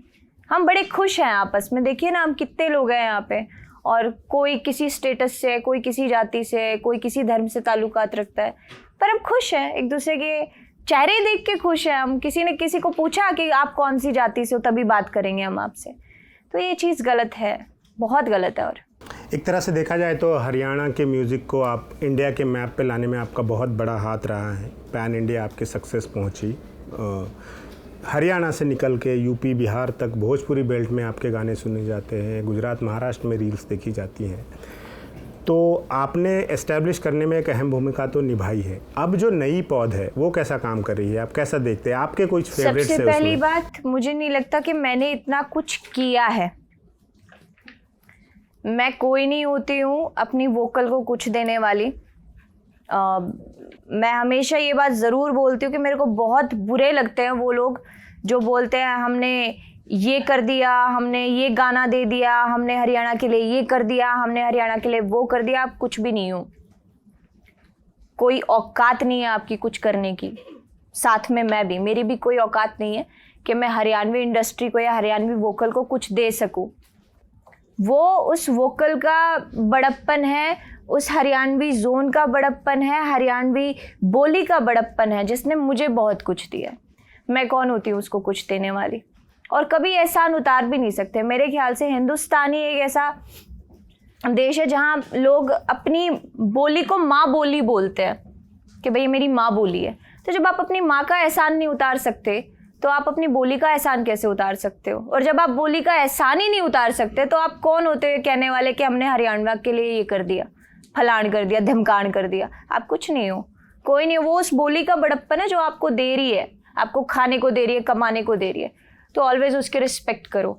और जो आज की हमारी नई प्योध है, अच्छा कर रही है, बहुत बढ़िया कर रही है, और मैं भी लगी पड़ी हूँ, मैं भी वैसा ही करूँगी, सेम मैं पीछे नहीं हटूँगी। किसी से कोई खास दोस्ती ना, इंटरेक्शंस? किसी से कोई ना खास, मैं बोलती हूँ कि दोस्ती है, और ना किसी से मेरी कभी दुश्मनी है। लेकिन हाँ, ये ज़रूर कहूँगी कि हरियाणवी इंडस्ट्री के छोटे से छोटे और बड़े से बड़े आर्टिस्ट, छोटे से छोटे सिंगर और बड़े से बड़े सिंगर, और छोटे से छोटे डायरेक्टर, बड़े से बड़े डायरेक्टर, सब मेरे अपने हैं, मेरी फैमिली है। क्योंकि हर कोई अपने काम में बहुत सक्षम है और मैं बहुत रिस्पेक्ट कर रही हूँ। मेरे लिए ये मैटर नहीं करता कि सामने वाले ने गाना 60,000 का बनाया या 60 लाख का। मेरे लिए मैटर ये करता है कि उसने पूरे दिल से बनाया है। तो मेरे लिए वो बहुत बड़ी बात है। रागिनी पे आप बात कर रही थी, आपका सफ़र भी शुरू हुआ रागिनियों से, घर में भी चलता था। तो रागिनी में दादा लक्ष्मीचंद के अलावा और भी बहुत सारे, दादा मांगे राम है, बाजे भगत है, जाट मेहर सिंह हैं, और जगदीश भी हैं आजकल। तो जगदीश चंद्र भी हैं। इतने बड़े बड़े नाम रहे हैं, पर अब लोग कहते हैं कि अब ये कला जो है लुप्त होने की कगार पर है। मैं होने नहीं दूंगी सर, जब तक मैं जिंदा हूँ मैं नहीं होने दूंगी। बिल्कुल, मैं वापस से आ रही हूँ, और जितनी भी किताब, मैंने सारी किताबें पढ़ी हुई हैं, सारी किताबें पढ़ी हुई हैं, सबकी किताबें पढ़ी हुई हैं। और मुझे पता है कि वो जो लिख गए वो वापस कोई लिख भी नहीं सकता। कोई कोशिश भी करेगा तो भी लिखना नहीं है किसी के बस की।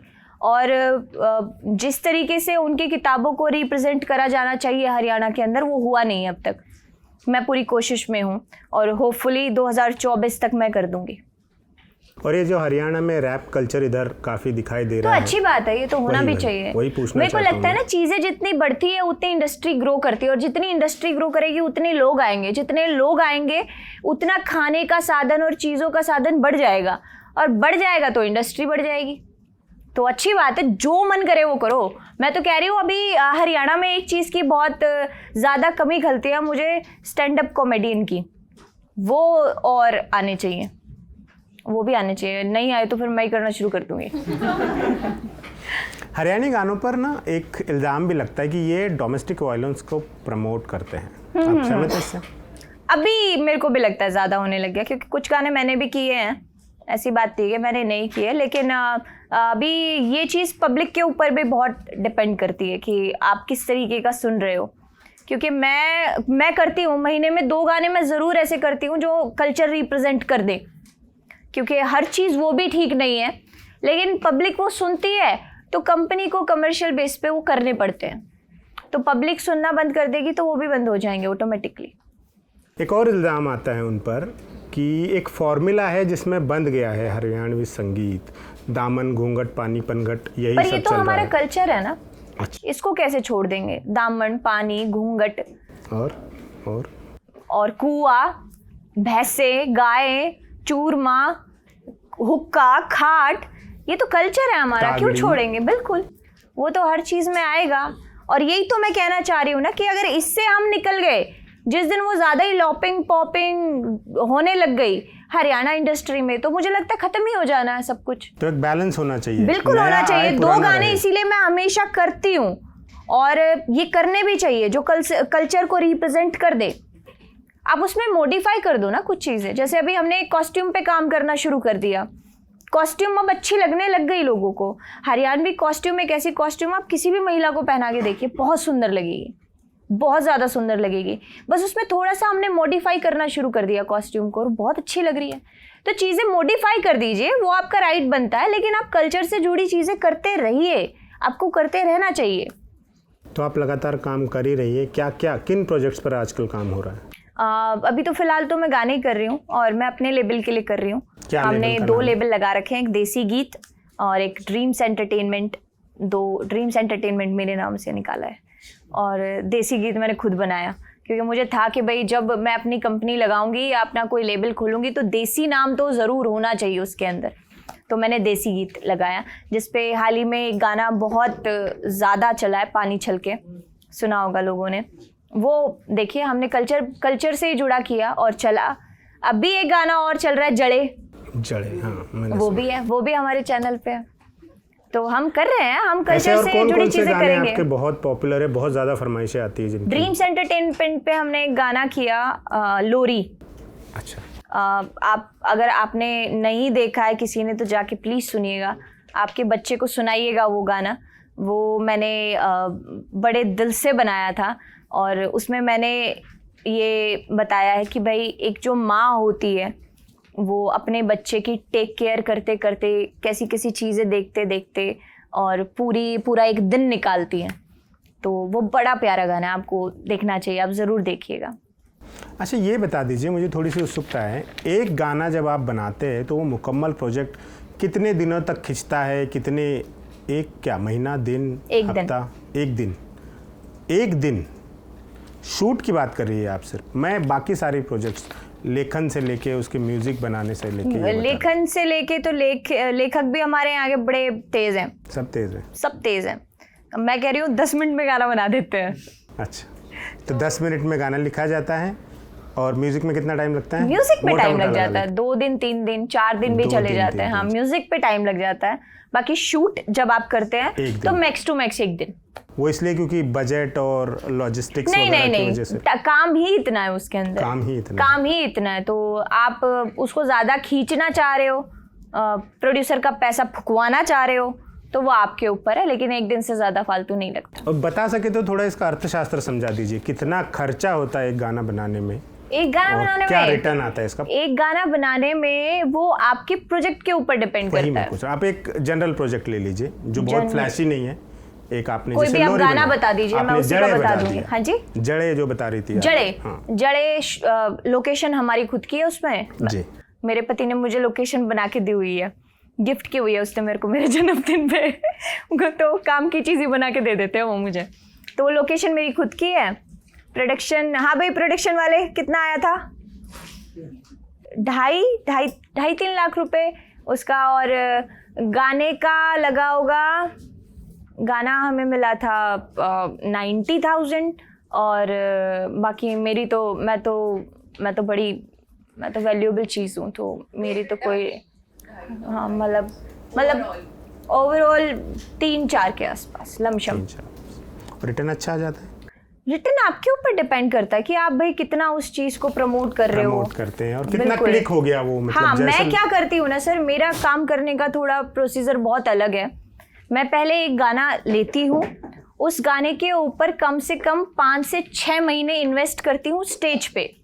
मैं स्टेज पे गाना करती हूँ पहले, उसके बाद मैं उसको शूट करती हूँ, उसके बाद मैं उसको लॉन्च करती हूँ, उसके बाद हम उसके डांस डालते हैं। और मुझे लगता है कि भगवान ने मुझे कुछ ऐसी प्लस चीज़ दी हुई है, परफॉर्मेंस, कि मैं परफॉर्मेंस से उस गाने को बहुत अच्छे से लोगों तक पहुंचा देती हूँ, तो गाना ठीक चल जाता है। और रिटर्न की बात आप कर रहे हैं, आपने क्या यूट्यूब चैनल नहीं खोले हुए हैं यहाँ पे? कैसी बात कर रहे हो, रिटर्न तो मेरे से ज़्यादा आपको आता है। ये पता है। Perfect perfect perfect. ऑडियंस के कुछ सवाल ले लेते हैं। जब आप आ रही थी, आपका कार्ड डाला गया था सोशल मीडिया पे, तो अच्छा, डालते हैं? हाँ बिल्कुल, बताते हैं कि मैं आ रही हूँ। आज आप हमारे यहाँ स्वप्ना चौधरी आ रही हैं, अपने सवाल भेजें तो लोग भेजते हैं, और आपके केस में तो कुछ ज़्यादा ही आ गए हैं, छांटने में दिक्कत हो गई हमारे लड़के को। हाँ, तो एजे व्लॉग्स करके कोई हैं, ये पूछते हैं कि आप जब शुरुआत में स्टेज शो करती थी तो आपके गांव के लोग बहुत सी बातें करते होंगे, तो उन बातों से कैसे उबर कर यहाँ तक पहुँचे और अब वो लोग क्या कहते हैं, ये वाला पार्ट। मैं सुनती ही नहीं, सबसे बड़ी बात है, मैंने कभी सुना ही नहीं। ना अच्छाई ना बुराई, कुछ नहीं सुनना है। नहीं, कभी भी नहीं। अच्छाई तो लोग मुंह पे कर जाते हैं, पर बुराई आपके मुंह पे कभी नहीं कर सकते। तो ये तो समझ में आता है कि फलाने ने ये बोला है, रिश्तेदारों की लगा लेते कि रिश्तेदार में फलाने ने ये बोला है, लेकिन मेरे को फ़र्क ही नहीं पड़ता। अगर फलाने को मेरे काम से प्रॉब्लम है, मेरे घर में पैसे दे जा, सिंपल, मेरे घर में पैसे दे जा, मैं नहीं करूँगी काम। तो बस मैंने कभी सुना ही नहीं, मगर अच्छा उन्होंने ये बोला है, ठीक है, भाड़ में जाने दो। मेरा वो ही रहा है कि जान दो ना, मतलब बोल रहे वो उनका है, मैं सुनूंगी ही नहीं। और अब वो क्या बोलते हैं, सपना बेटा घर आओ, कब आओगी, तुम्हारी बहुत याद आती है, ऐसे कैसे भूल गई हमें, वो ये बोलते हैं अब। फोटो खिंचवानी है। हाँ, मैं जाती नहीं। और अभी आपने बैकस्टेज बताया था कि रिश्तेदार अगर कभी कोई परफॉर्मेंस देने के लिए कहते हैं तो आप उनसे कहती है पैसा दो, पैसा दो, काम है मेरा। बिल्कुल परफेक्ट, काम है मेरा। कोई भी बुलाएगा, फलाने का जन्मदिन है, मगर जी आ जाएंगे, पैसा दो जी। अरे रिश्तेदारों से, मगर कौन हो तुम? नहीं, बिल्कुल भी नहीं। मेरे को नहीं पसंद ना, जो चलते को सलाम करे वो बंदा ही नहीं पसंद मेरे को, बिल्कुल भी नहीं। आप ना जब सीढ़ियाँ चढ़ते हो ना, आप सीढ़ियाँ चढ़ते ना, कई लोग ये भूल जाते हैं कि उस बंदे को वापस भी आना है, उसको उतरना वहीं से है। तो चढ़ते समय जो बंदे आपकी कदर नहीं करते ना, आप उतरते समय उन लोगों को भूल जाओ। कोई कदर नहीं है आपकी हमारी ज़िंदगी में, नहीं करो। परफेक्ट। निशा पूछ रही हैं कि पहले की सपना चौधरी और अब की सपना चौधरी में क्या अंतर है? पहले की सपना चौधरी 2-4 चीज़ें दिल में लेके बैठ जाया करती थी, अब मैं दिमाग में भी नहीं लेती, अब कहीं नहीं। अब एक मेरे दाएं से जाती है, एक मेरे बाएं से जाती है। रोहित कुमार सिंह पूछ रहे हैं कि सपना मैम भोजपुरी इंडस्ट्री में पवन सिंह के साथ काम किया और अन्य कलाकारों के साथ भी काम किया, तो कैसी है भोजपुरी इंडस्ट्री, वहाँ का सफ़र कैसा लगा आपको? भोजपुरी इंडस्ट्री कैसी है, सच मत सुनो, कोई फ़ायदा नहीं है, लेकिन आर्टिस्ट बहुत अच्छे हैं। आर्टिस्ट अच्छे हैं, बहुत अच्छे हैं, और बहुत भोजपुरी के लिए बहुत अच्छे से काम भी कर रहे हैं। और जैसे आप कहते हो कि कोई ना कोई ज़रिया होता है, मैं ज़रिया हूँ शायद। मुझे लगता है कि भाई मैंने अपनी वोकल जगह जगह रिप्रेजेंट करी है, उस वोकल का बहुत मान और सम्मान कि उसने मुझे ये मौका दिया कि मैंने उसको जगह जगह पहुँचाने का काम किया। तो ऐसे ही हमारे कई बड़े आर्टिस्ट भोजपुरी में भी हैं जो भोजपुरी लैंग्वेज को प्रमोट कर रहे हैं और जगह जगह पहुँचा रहे हैं, तो बड़प्पन है। एक रैंडम करके कोई अकाउंट है, उनका सवाल है कि क्या सपना मानती है उनकी वजह से हरियाणा के आसपास के इलाकों की लड़कियों का मनोबल बढ़ेगा? मनोबल? जी बिल्कुल, मेरे को लगता है, क्योंकि मेरे दिमाग में एक चीज़ हमेशा रही है कि हर एक लड़की को ये चीज़ सीख लेनी चाहिए कि उसका सुंदर होना बिल्कुल ज़रूरी नहीं है, उसका सशक्त होना बहुत ज़रूरी है। तो जब तक आप एक एक लड़की के दिमाग में ये चीज़ नहीं डाल देते हो कि बेटा आप सुंदर हो, कोई मैटर नहीं करता आप मोटे हो, पतले हो, काले हो, गोरे हो, आप बेहद खूबसूरत हो, लेकिन ज़रूरी नहीं है कि लोग आपको सुंदर समझें। आपका सशक्त होना बहुत ज़रूरी है, और वो जिस दिन आपके अंदर आ गया, लड़कियां मेरे ख्याल से हाथ नहीं आने वाली। रितेश गुप्ता पूछ रहे हैं कि एक परफॉर्मर से एक एक्टर तक का सफ़र कैसा रहा है? मैं एक्टर बनी ही कहाँ हूँ अभी? नहीं, अभी तो एक्टिंग देखी कहाँ, लोगों ने छुपा के रखी हुई है मैंने। अभी जब आऊँगी अच्छे से करने तब देखना। अभी एक्टिंग नहीं की है, मैं नहीं बोल सकती हूँ कि भाई मैं एक्टर बन गई हूँ या बनना है। हाँ, एक्टिंग करेंगे, ज़रूर करेंगे, पर बहुत अच्छे से सीख के उस चीज़ को पूरा होमवर्क करके करेंगे। राकेश सिंह का सवाल है, हालांकि इस पर थोड़ी बात हो गई है, पर उनका डायरेक्ट सवाल है तो मैं पूछ लेता हूँ। गानों में जाति सूचक शब्दों का इस्तेमाल होने पर आपके क्या विचार हैं? बिल्कुल नहीं होना चाहिए, बिल्कुल भी नहीं होना चाहिए, करना ही नहीं चाहिए। डायरेक्ट सवाल था, सिंपल। डायरेक्ट हाँ, सवाल। मैंने बोला ना, बोलना चाहिए। हम इंसान हैं, हमारे अंदर इंसानियत होनी चाहिए। और बहुत लोग ये भी भूल गए हैं मेरे ख्याल से कि भाई पूरी पृथ्वी हमारी है। आप, कोई बोलता है कि मैं यहाँ से हूँ, कोई बोलता है मैं वहाँ से हूँ, कोई, मैंने बहुत कम लोगों को ये बोलते देखा है यार मैं हिंदुस्तानी हूँ। तो ये चीज़ भी तो आनी चाहिए। 2-3 सवाल और ऑडियंस है, फिर हम अपनी इन हाउस लोगों के पास जाएंगे। विक्रांत यादव कह रहे हैं कि जीवन में कभी ऐसा लगा कि बहुत कमा लिया, परिवार के साथ समय बिताना है? नहीं, अभी तो बहुत कमाना है, बहुत कमाना है। आपकी जिस दिन अंदर की ये चीज़ें बोलने लग गई ना कि बस, तो आप बस हो जाओगे। मैं क्यों करूं बस, मैं तो बहुत काम करूंगी अभी। और सचिन जी का एक लास्ट सवाल ले लेते हैं। वो पूछ रहे हैं आपका पहला गुरु कौन था? पहला गुरु? जी। नहीं, मेरे को लगता है मेरा कोई गुरु नहीं है। मेरी गुरु मेरी माँ है बस। मेरी माँ से मैंने बहुत सारी चीज़ें सीखी हैं, और वो आज भी सिखाती है। एक किस्सा बताऊंगी मैं आपको कि एक MLA साहब का फ़ोन आया था। मेरा एक गाना बड़ा हिट हुआ था उस टाइम पे, डांस परफॉर्मेंस, सॉलिड बॉडी करके एक गाना आया था। तो एक यूपी की तरफ से एक MLA थे, उन्होंने मेरा कहीं ये बात सुनी थी कि मेरे को फॉर्च्यूनर गाड़ी बहुत पसंद है। तो उन्होंने मेरे घर पे कॉल किया, कहीं से नंबर लेके मेरी माँ के पास, और बोला कि जी हम सपना को ना फॉर्च्यूनर गिफ्ट करना चाहते हैं। और मेरी माँ ने बोला जी नहीं चाहिए, बहुत बहुत धन्यवाद आपका, आपने ये मान और सम्मान दिया, हमें नहीं चाहिए, हम देख लेंगे, हम ठीक है, लड़की को नहीं चाहिए। मतलब मेरे ही नाम से बोल दिया कि लड़की को नहीं चाहिए। मैं 3 दिन तक ना मेरी माँ से बोली, ना मैंने रोटी खाई। मैं इतना गुस्सा हो गई, क्यों मना की, क्यों? आप अच्छी वाली फ्री की गाड़ी आ रही है, क्यों मना की आपने? मेरी माँ ने उस दिन मेरे को एक बात बोली कि आज ये बंदा गाड़ी देने के लिए आ रहा है, तेरे को क्या लगता है फ्री में तेरे को गाड़ी क्यों देने आ रहा है? मतलब क्या है इसका? कमा और 4 गाड़ियां खड़ी कर ले अपने घर के आगे, वो तेरे लिए वैल्यू रखती हैं। ये फ्री की चीज़ें वैल्यू नहीं रखती। तो मेरी माँ ने मेरे को ऐसी ऐसी चीज़ें सिखाई हैं, ऐसी चीज़ें मेरे दिमाग में डाली हुई हैं ना, कि मैं, ये चीज़ है कि मैं इमोशनल बहुत हूँ। बातों में आके मैं अपना कुछ ख़राब कर सकती हूँ, दूसरे का कुछ ख़राब कर सकती हूँ, पर दूसरा मेरी किस्मत नहीं लेके जाएगा। मैं मेहनती बहुत हूँ, मैं वापस से खड़ी हो जाऊँगी और उसको जवाब दूँगी, लेकिन सिर्फ मेरे काम से, कभी भी बोल के जवाब नहीं दूँगी। क्योंकि आदमी जो है ना, आदमी यहाँ से लेके जा सकता है खोस के, यहाँ से कभी नहीं लेके जा सकता। और जब तक मेरा ये है ना और मेरी मेहनत है, मैं किसी को आगे नहीं आने दूँगी। अच्छा, तो मेरे 2 सवाल है। एक तो जब आपने कहा कि मेरा फोकस है कि जाओ शो करो, पैसे लो और निकलो, बट मैम ये परफॉर्मर्स के साथ बहुत होता है, पैसे देने के वक्त ना फिर आप फॉलो करते रहते हो, कॉल करते रहते हो, पैसे मिलते नहीं है, वो एडवांस कभी देते नहीं, और ये सारे फ्रीलांसर्स और परफॉर्मर्स के साथ होता है। तो आपके साथ ऐसी दिक्कत हुई? और नहीं, मेरे साथ कभी नहीं हुई, क्योंकि मैं पहले ही बोल देती हूँ, मेरे पहले पैसे आएंगे फिर मैं आऊँगी। पहले से, शुरुआत से ही है सर, Okay, कि पहले पैसे आएंगे फिर मैं आऊँगी। ये सामने वाले की भी गलती है कि वो जाने देता है कि हाँ ठीक है मैं पहुँच जाऊँगा।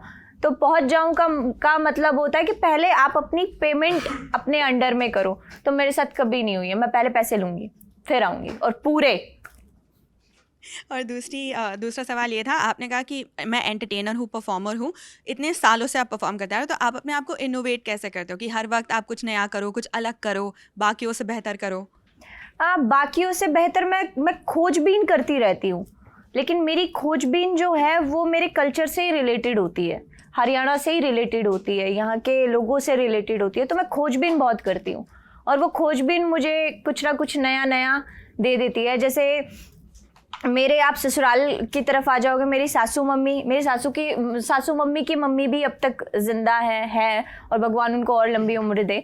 और मेरी बुआ हैं वहाँ पे, और इस तरफ आएंगे आप, मेरी मम्मी है, मेरी खुद की दादी हैं। तो आप इन लोगों के पास जब बैठते हो ना, आपको ये बड़ी अच्छी अच्छी चीज़ें बताती है। आप कभी अपने घर के किसी भी बड़े आदमी के पास बैठ के देखना, आपको बड़ा मज़ा आएगा। मैं उखड़वा लेती हूँ, बात निकलवा लेती हूँ। मैं बड़ी वैसी हूँ कि मैं अपने ससुर जी के पास बैठ के पूछने लग जाऊँगी, आपकी शादी कैसे हुई थी, आपने अच्छा कैसे गए थे, आज जैसे गाड़ी आ जाती है वैसे गाड़ी गई थी क्या। तो मैं खोजबीन कर लूँगी उस बात की। मैं यहाँ तक पूछ लेती हूँ अपनी सासू मम्मी से कि जब आपकी शादी हुई थी तो आप पाँव में जूते पहन के आए थे क्या, या आपने चप्पल पहनी थी, हील्स थी उस टाइम पे? तो उस टाइम पे हील्स नहीं थी, उस टाइम पे जूते चला करते थे, और वो जूते इतने वैल्यू रखते थे कि ये बोलते थे कि कौन से पता नहीं कौन सा कपड़ा होता था कि उस कपड़े के जूते लाइयो। तो मैं खोजबीन करूँगी और वो मेरे को लगता है कि मिल जाती है, अच्छी चीज़ मिल जाती है।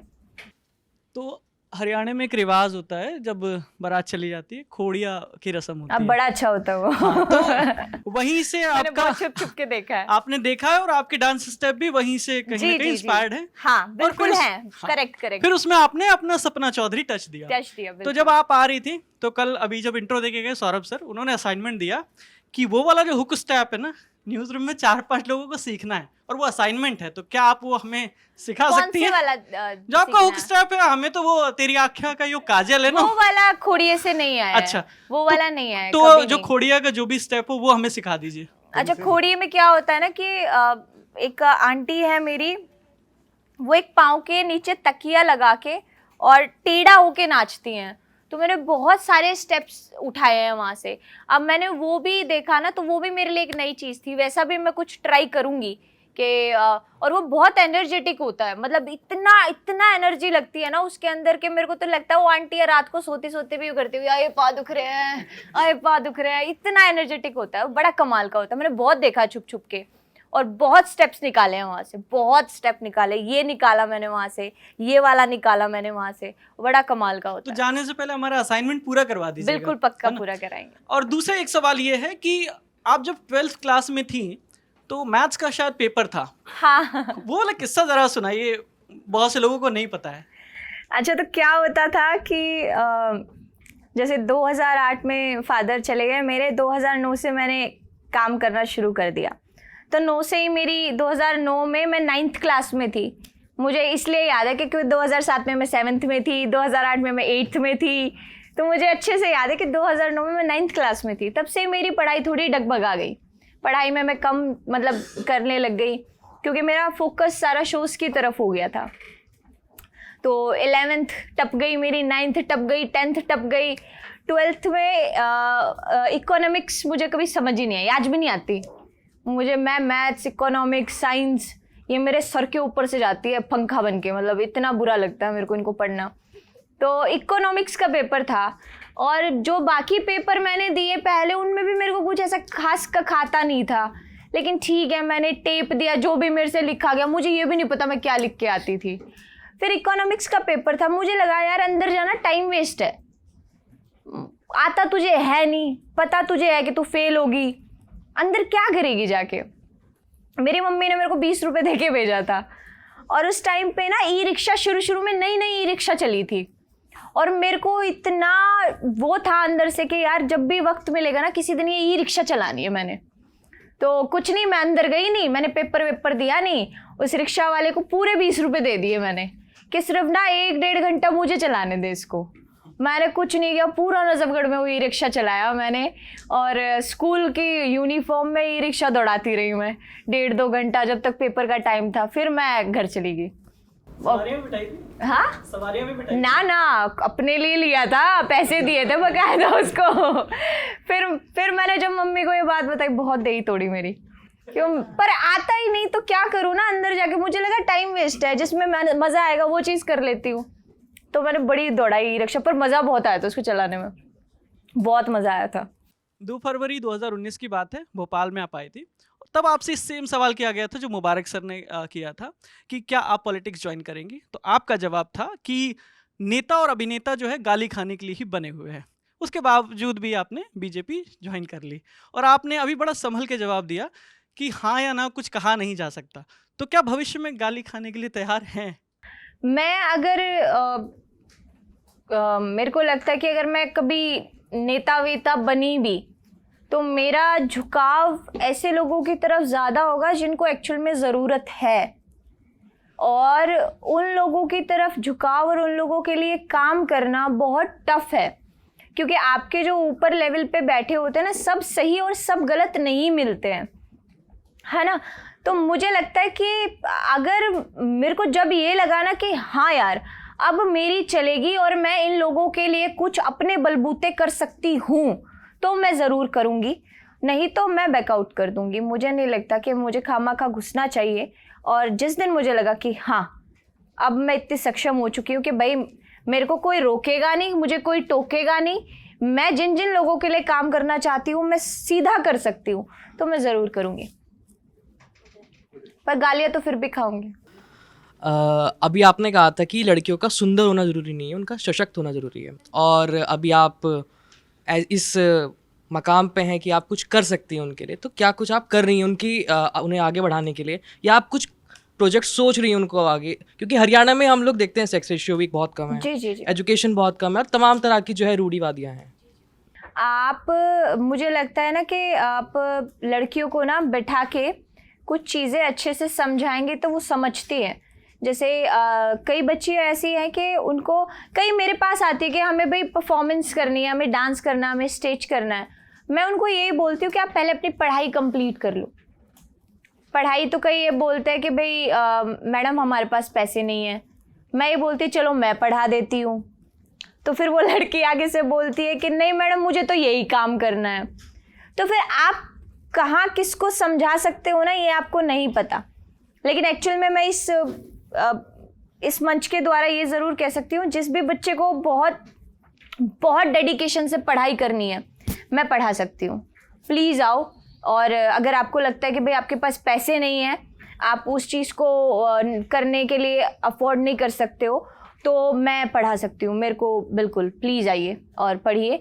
और उससे भी बड़ी बात कि मैं चाहती हूँ कि हरियाणा में जाके ना, मैंने काफ़ी घरों में देखा है कि कुछ लेडीज़ ना बहुत अच्छी अच्छी चीज़ें बनाती हैं अपने हाथ से, हैंडमेड चीज़ें, स्वेटर बहुत सुंदर बनाती हैं, कई टोकरियाँ बहुत सुंदर बनाती हैं, और हैंडमेड चीज़ें इतनी सुंदर बनाती है, लेकिन उसका ना कोई साधन नहीं है लोगों तक पहुँचने का। तो मैं एक ऐसी शॉप बनाना चाहती हूँ जहाँ मैं उनसे वो चीज़ें लेके और उस शॉप में लगा सकूँ और लोगों को वो बेच सकूँ, और बेच के वही पैसा मैं उन्हें दे सकूँ। तो मैं ये चाहती हूँ कि उनको उससे बहुत वो मिलेगा, मतलब उनको हौसला मिलेगा कि यार ये काम हम घर बैठे कर रहे हैं तो ये वेस्ट नहीं है, हम और भी कर सकते हैं। क्योंकि इससे ना आपकी क्रिएटिविटी और निखरेगी। क्योंकि आजकल मेरे को पता नहीं है कितनी लड़कियों को स्वेटर बुनना आता है, बहुत कम हो गई है। मेरी मम्मी के अलावा मुझे नहीं लगता कि मेरे को भी बुनना आता है स्वेटर। तो वो क्रिएटिविटी ख़त्म होती जा रही है, तो मुझे लगता है वो क्रिएटिविटी भी बनी रहेगी। स्वेटर बुनना और फ्लोरल काम करना, प्रिंट बनाना, तो ये मैं चाहती हूँ कि ये करूँ।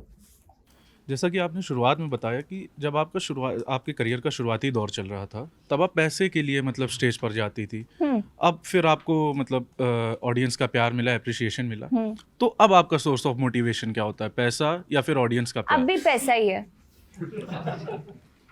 अब भी पैसा ही है। प्यार मेरे लिए बहुत बहुत ज़्यादा बड़ी बात है। मैं कुछ लायक नहीं हूँ। जो लोगों ने मुझे प्यार दिया है ना, जिन लोगों ने मुझे बनाया, मैं कुछ लायक नहीं हूँ। लेकिन पैसा मेरे लिए रीज़न क्यों है, इसका मेरे पास जवाब है कि जब मैं काम करती हूँ तो हरियाणा की थोड़ी नहीं तो 60% लोगों को काम मिलता है। जिसमें से आप राइटर बोल सकते हो, म्यूज़िक स्टूडियो बोल सकते हो, सिंगर बोल सकते हो, प्रोडक्शन डायरेक्टर, फिर कंपनियाँ, फिर कंपनियों के नीचे कितने एम्प्लॉय काम करते हैं। तो जो वो पैसा मैं कमा रही हूँ ना, ऐसा नहीं है कि पैसा मैं कमा रही हूँ मेरे पास ही है, वो बट रहा है, वो जा रहा है, वो लोगों के पास जा रहा है, उससे वो काम चल रहा है, लोगों का हो रहा है, तो वो इंडस्ट्री बढ़ रही है। और मेरा काम क्या है, मैं साधन ही तो हूँ इंडस्ट्री बढ़ाने के लिए। तो ऑफ कोर्स मुझे पैसा मिलेगा तो लोगों को मिलेगा, लोगों के पास जाएगा, लोगों को घर चलेगा। और एक फैमिली, जैसे आप कमा रहे हो तो आपकी फैमिली में कितने लोग हो गए, है ना, तो उनको भी मिल रहा है। तो मैं कितनों के लिए इनकम सोर्स हूँ ना, मैं घर नहीं बैठ सकती। अगर मैं घर बैठ गई तो सबका इनकम सोर्स चला जाएगा। तो मेरा एक सवाल और था, जैसे आपने बताया दुनिया की बातों से मतलब इतना फ़र्क नहीं पड़ता है कि दुनिया क्या कह रही है क्या नहीं कह रही है, मगर जब रिश्तेदार आपकी आलोचना करते हैं, आपके काम पर सवाल उठाते हैं, तो उसको आपने कैसे टैकल करा? नहीं, उनसे भी कोई फर्क नहीं पड़ता। क्यों फर्क पड़ेगा, किस लिए फर्क पड़ेगा? आपका चाचा का बेटा आपको थोड़ी ना पैसे कमा के देके जाएगा, नहीं देके जाते। एक टाइम ऐसा आता है जब चीज़ें आप अपनी अपनी ज़िंदगी में हो जाते हो ना मशरूफ़, तो आप उनको शिकायत भी नहीं कर सकते हो, क्योंकि वो उसका राइट बनता है कि वो अपनी ज़िंदगी में मशरूफ़ है, वो अपनी जिएगा, है ना। आप रिश्तेदारों को कभी ये मत बोलो कि आप गलत हो, वो गलत नहीं है, वो अपनी जगह पे ठीक बिल्कुल है, लेकिन उनकी सुनो भी मत, क्योंकि करना आपको ही पड़ेगा, आप ही हो। दो लोगों की कभी अनसुनी मत करना, माँ और पिता, बाकी किसी की सुनना मत। मैम अगला सवाल मेरा है। सवाल ये है कि कांग्रेस से आपकी पर्ची कटी, प्रियंका गांधी की आप फैन हैं, अब तो बीजेपी से भी पर्ची फैन नहीं हूँ, मुझे वो पसंद है। हाँ, तो बीजेपी से भी पर्ची कट चुकी है, वहाँ पे कोई पसंद आया कि नहीं है? मोदी जी बहुत पसंद है भाई, कैसी बात कर रहे हो। तो मतलब प्रियंका जी से कम या ज्यादा पसंद है? नहीं, मेरे को प्रियंका जी से ज्यादा पसंद है। मोदी जी हैं भाई। अच्छा, बहुत आपको नहीं पसंद क्या?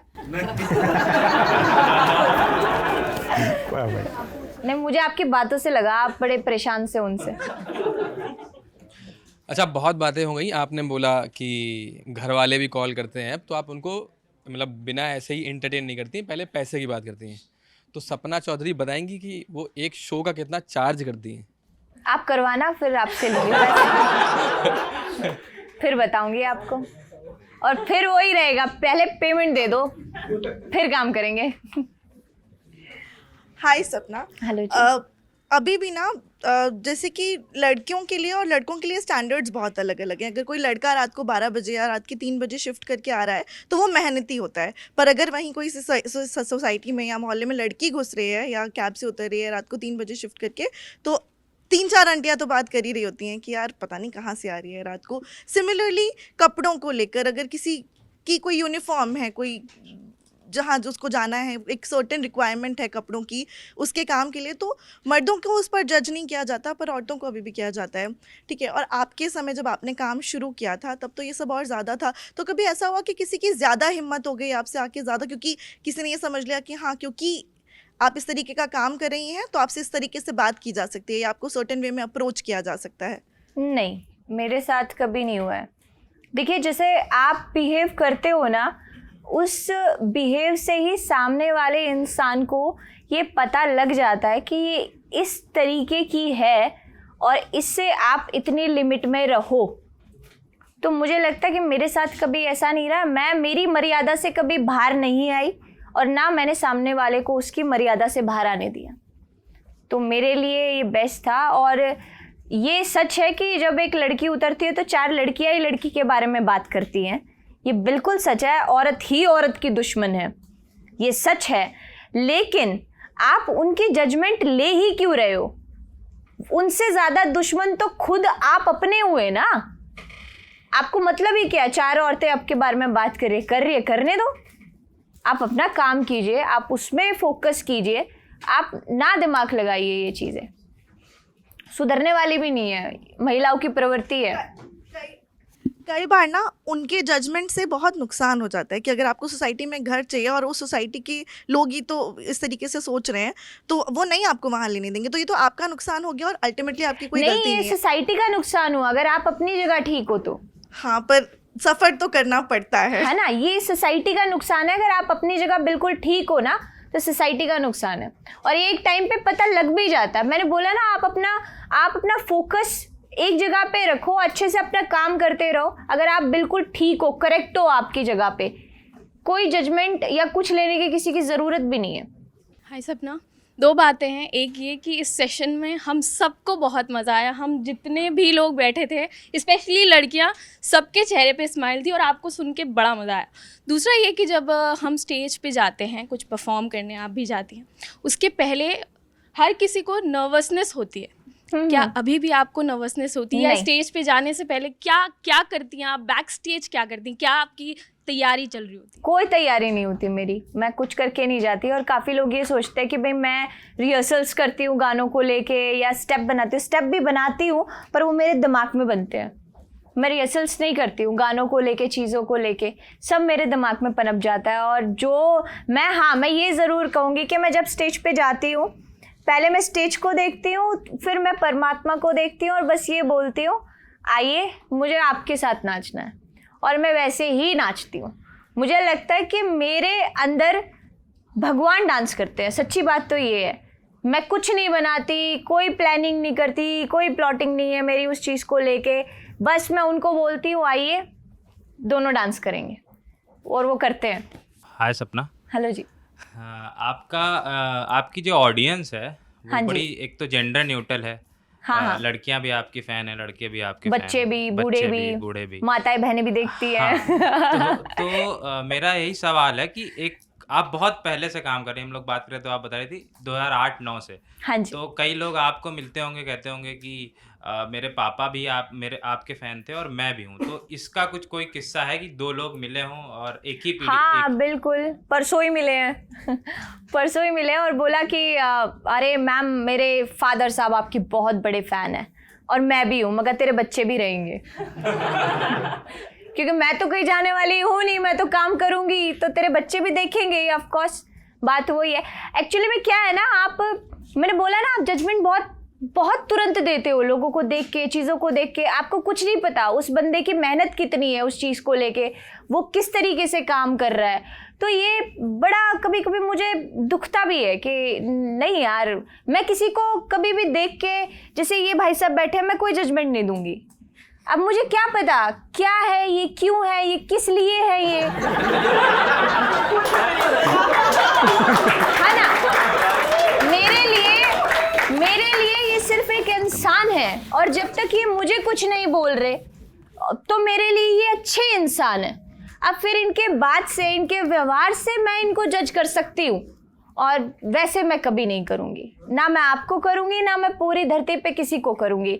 और ये भी सच है कि काफ़ी लोग ना आपकी बातें जिस तरीके से आप कहना चाहते हो ना, उस तरीके से नहीं लेते। फिर नीचे कमेंट सेक्शन में अपना घर का गुस्सा उतारने लग जाते हैं। अच्छा तू ये बताएगी, अच्छा तू ये करेगी, अच्छा तू वो करेगी। आपको ना हर इंसान की, मेरे पापा एक बड़ी सुंदर बात कहते थे कि हम जितने भी इंसान हैं ना, हम सारे तारे हैं। बस फ़र्क क्या है कि कोई ज़्यादा चमकेगा, कोई थोड़ा चमकेगा, पर इंसान तो है ना, हम सब हैं तो सही ना। तो इंसान के जाने के बाद ना हर इंसान की बात आपको समझ में आती है।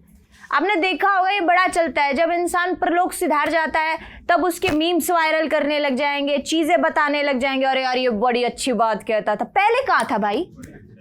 पहले भी तो ये बात कह रहा था ना, पहले कहाँ था ये अच्छा आदमी? तो आपको जाने के बाद लोगों की कदर होती है, पर वो वक्त निकल जाता है। तो आप ये कोशिश करो कि सामने वाला अगर कोई बात कह रहा है तो उसकी इंटेंशन किस तरीके की है, वो आपको क्या बताना चाह रहा है, ये आपको करना चाहिए। जजमेंट देने से खाली मेरे को लगता है बात नहीं बनेगी आपकी। अमूमन ये होता है कि लोग सेलिब्रिटीज़ बनने के बाद अपनी ज़िंदगी को एक किताब की शक्ल देते हैं। आपकी ज़िंदगी के सारे एस्पेक्ट यहाँ पर कवर हुए। हमने दुख के देखे, हमने डिप्रेशन के देखे, हमने खुशी के देखे।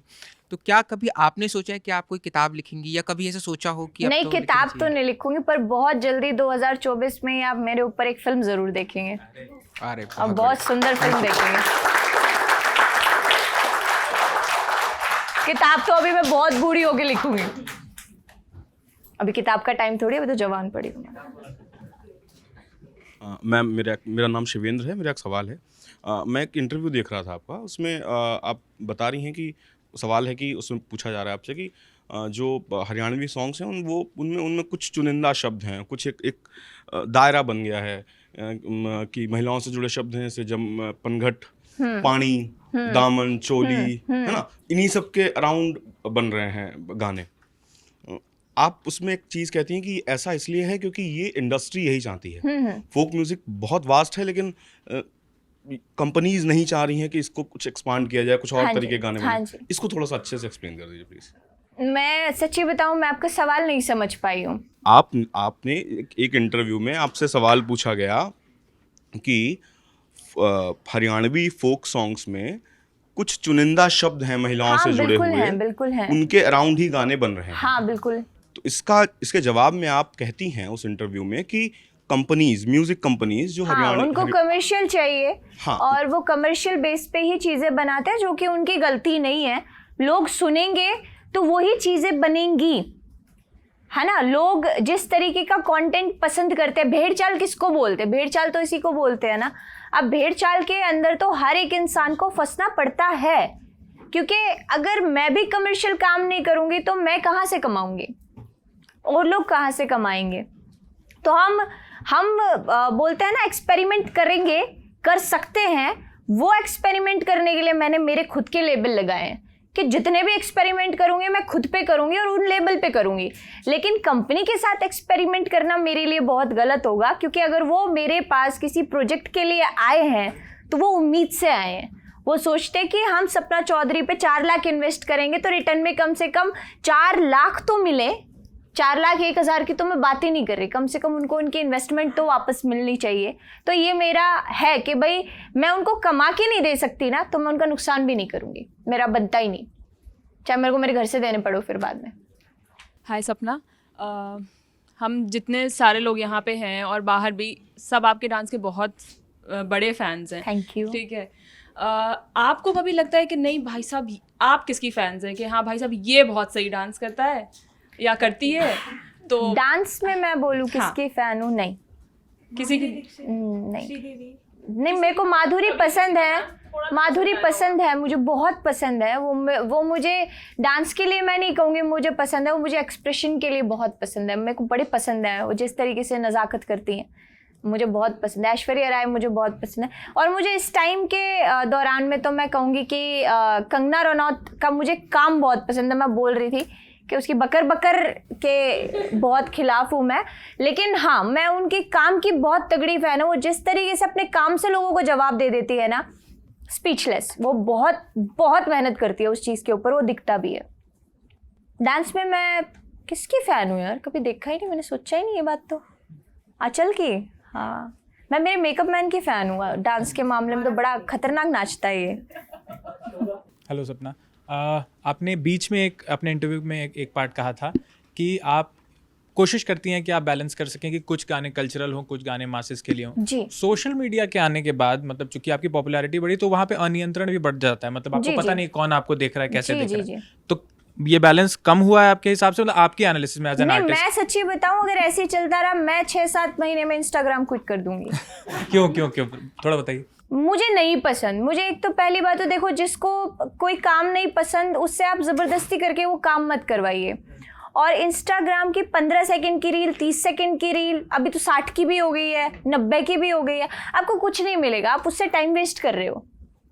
क्या दिखा सकते हो ना आप 90 सेकंड में, क्या दिखा सकते हो? और लिपसिंग करके मुझे नहीं लगता आप कुछ उससे प्रूफ कर रहे हो कि हमारे अंदर ये टैलेंट है। तो मुझे नहीं लगता। हाँ ठीक है, अगर आप उससे कुछ कमा रहे हो और आपका उस जोन में, उस चीज़ में इंटरेस्ट है, वो बात अलग है। लेकिन इंस्टाग्राम के लिए मैंने ऐसे बंदों को पागल देखा है, मतलब पागल, ऐसा लगता है कि एडिक्ट हो गए हैं इस चीज़ के। 15 सेकंड के लिए आप मैंने बच्चों को टॉर्चर होते देखा है फिलहाल के दौरान में, छोटे छोटे बच्चे, और उनको उनकी मम्मियाँ फोर्स कर रही हैं कि आप पढ़ो मत, फलाने का बच्चा इस चीज़ से इतने पैसे कमा रहा है, तू रील बना के क्यों नहीं कमा सकता? तो वो बड़ा टॉर्चर है, वो नहीं करना चाहिए लोगों को, वो बहुत गलत कर रहे हैं। जो कि अभी काफ़ी लड़कियां मैं देखती भी, और मैं जब रील देखती हूँ तो मैं थोड़ी देर दिमाग पकड़ के बैठ जाती हूँ और मैं ये सोचती हूँ इसके मम्मी पापा कहाँ है इसके मम्मी पापा? सच्ची में ऐसा लगता है आपको? हम कोई दूध के धुले नहीं है, हम कोई साफ सुथरे नहीं है, वो वाली बात है, गंगा की तरह पवित्र हम भी नहीं बैठे हैं, काम कर रहे हैं। लेकिन हर चीज़ को ना दिखाने की एक दिखाने का एक तरीका होता है, मानते हो ना आप उसको कम से कम उस तरीके से प्रेजेंट तो कर दो। हमारे बच्चे भी देखते हैं फ़ोन खोल के, और आपके भी बच्चे देखते होंगे, आप भी देखते हो, और इंस्टाग्राम की रील्स तो अब मैं बताती हूँ आप खुले माहौल में देख ही नहीं सकते हो। आप स्क्रॉल करो, कब कौन सी गाली आ जाए कुछ नहीं पता, तो वो बड़ा एम्बैरेसिंग भी हो जाता है। कई बार आपके घर के बड़े भी बैठे होते हैं आपके आसपास, तो नहीं, आपको लगता है थोड़ा बहुत सेंसर होना चाहिए? होना चाहिए बिल्कुल, थोड़ा बहुत क्या, मैं कह रही पूरी पॉलिश होनी चाहिए। अगर मैं भी कुछ गलत कर रही हूँ तो काट दो ना, हटाओ उस चीज़ को। मैं ये नहीं कहती मैं बहुत अच्छा कर रही हूँ, कि गलती हो जाएगी, इंसान हूँ, लेकिन उसको हटा दो। आप गलत दिखाओ ही मत करो ये सारी चीज़ें। Thank you. आपके शुरुआती दिनों में जब आपने काम की शुरुआत की थी, तो उस दौरान कभी ऐसा कोई इंसिडेंट हुआ था कि आप कहीं किसी प्रोग्राम के लिए कुछ पैसे तय हुए और वो अमाउंट ना मिला, या इस तरह का कि मतलब आपको लगा हो कि यार यहाँ क्यों आ गई, यहाँ नहीं आना चाहिए था, ऐसा कोई इंसिडेंट कभी हुआ है कुछ? यहाँ क्यों आ गई? हाँ। नहीं, मैं तो पब्लिक को बड़ी गौर से देखती हूँ, जितनी ज़्यादा पब्लिक होगी मैं उतनी गौर से देखती हूँ। हाँ, काफ़ी बार तो ऐसा भी हुआ है कि पथराव हो रहा है और मैं खड़ी हो गई हूँ, देख रही हूँ कि अच्छा इसने फेंका, तो मुझे बड़ा एंटरटेन करता है वो चीज़। मैं नहीं भागती हूँ, मुझे लगता है कि अगर पत्थर पड़ना होगा तो मुझे पीछे जाके भी पड़ जाएगा, और नहीं भी लगना होगा तो मैं यहाँ खड़ी भी रहूँगी तो भी मुझे नहीं लगेगा। तो काफ़ी बार ऐसा होता है, डंडे चल रहे हैं, लौटियाँ चल रही है, कुर्सियाँ टूट रही हैं, मैं खड़े होकर देखती रहती हूँ। मुझे लगता है कि ठीक है अभी शांत हो जाएंगे, क्या पता मैं खड़ी रहूँगी और ये माहौल शांत हो जाए, लेकिन ऐसा नहीं होता। काफ़ी 3-4 लोग पब्लिक में ऐसे होते हैं जो पूरी ही पब्लिक को ख़राब कर देते हैं।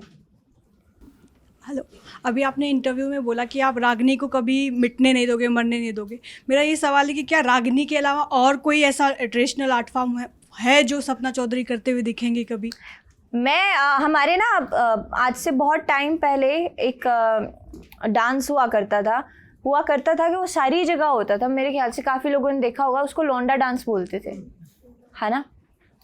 अभी जो उस टाइम पे सांग में वो लौंडा डांस रिप्रेजेंट करते थे, जो लड़के हुआ करते थे, जो लड़की बन के डांस करा करते थे, मैं 2-4 बंदों से अभी फ़िलहाल मिली हूँ।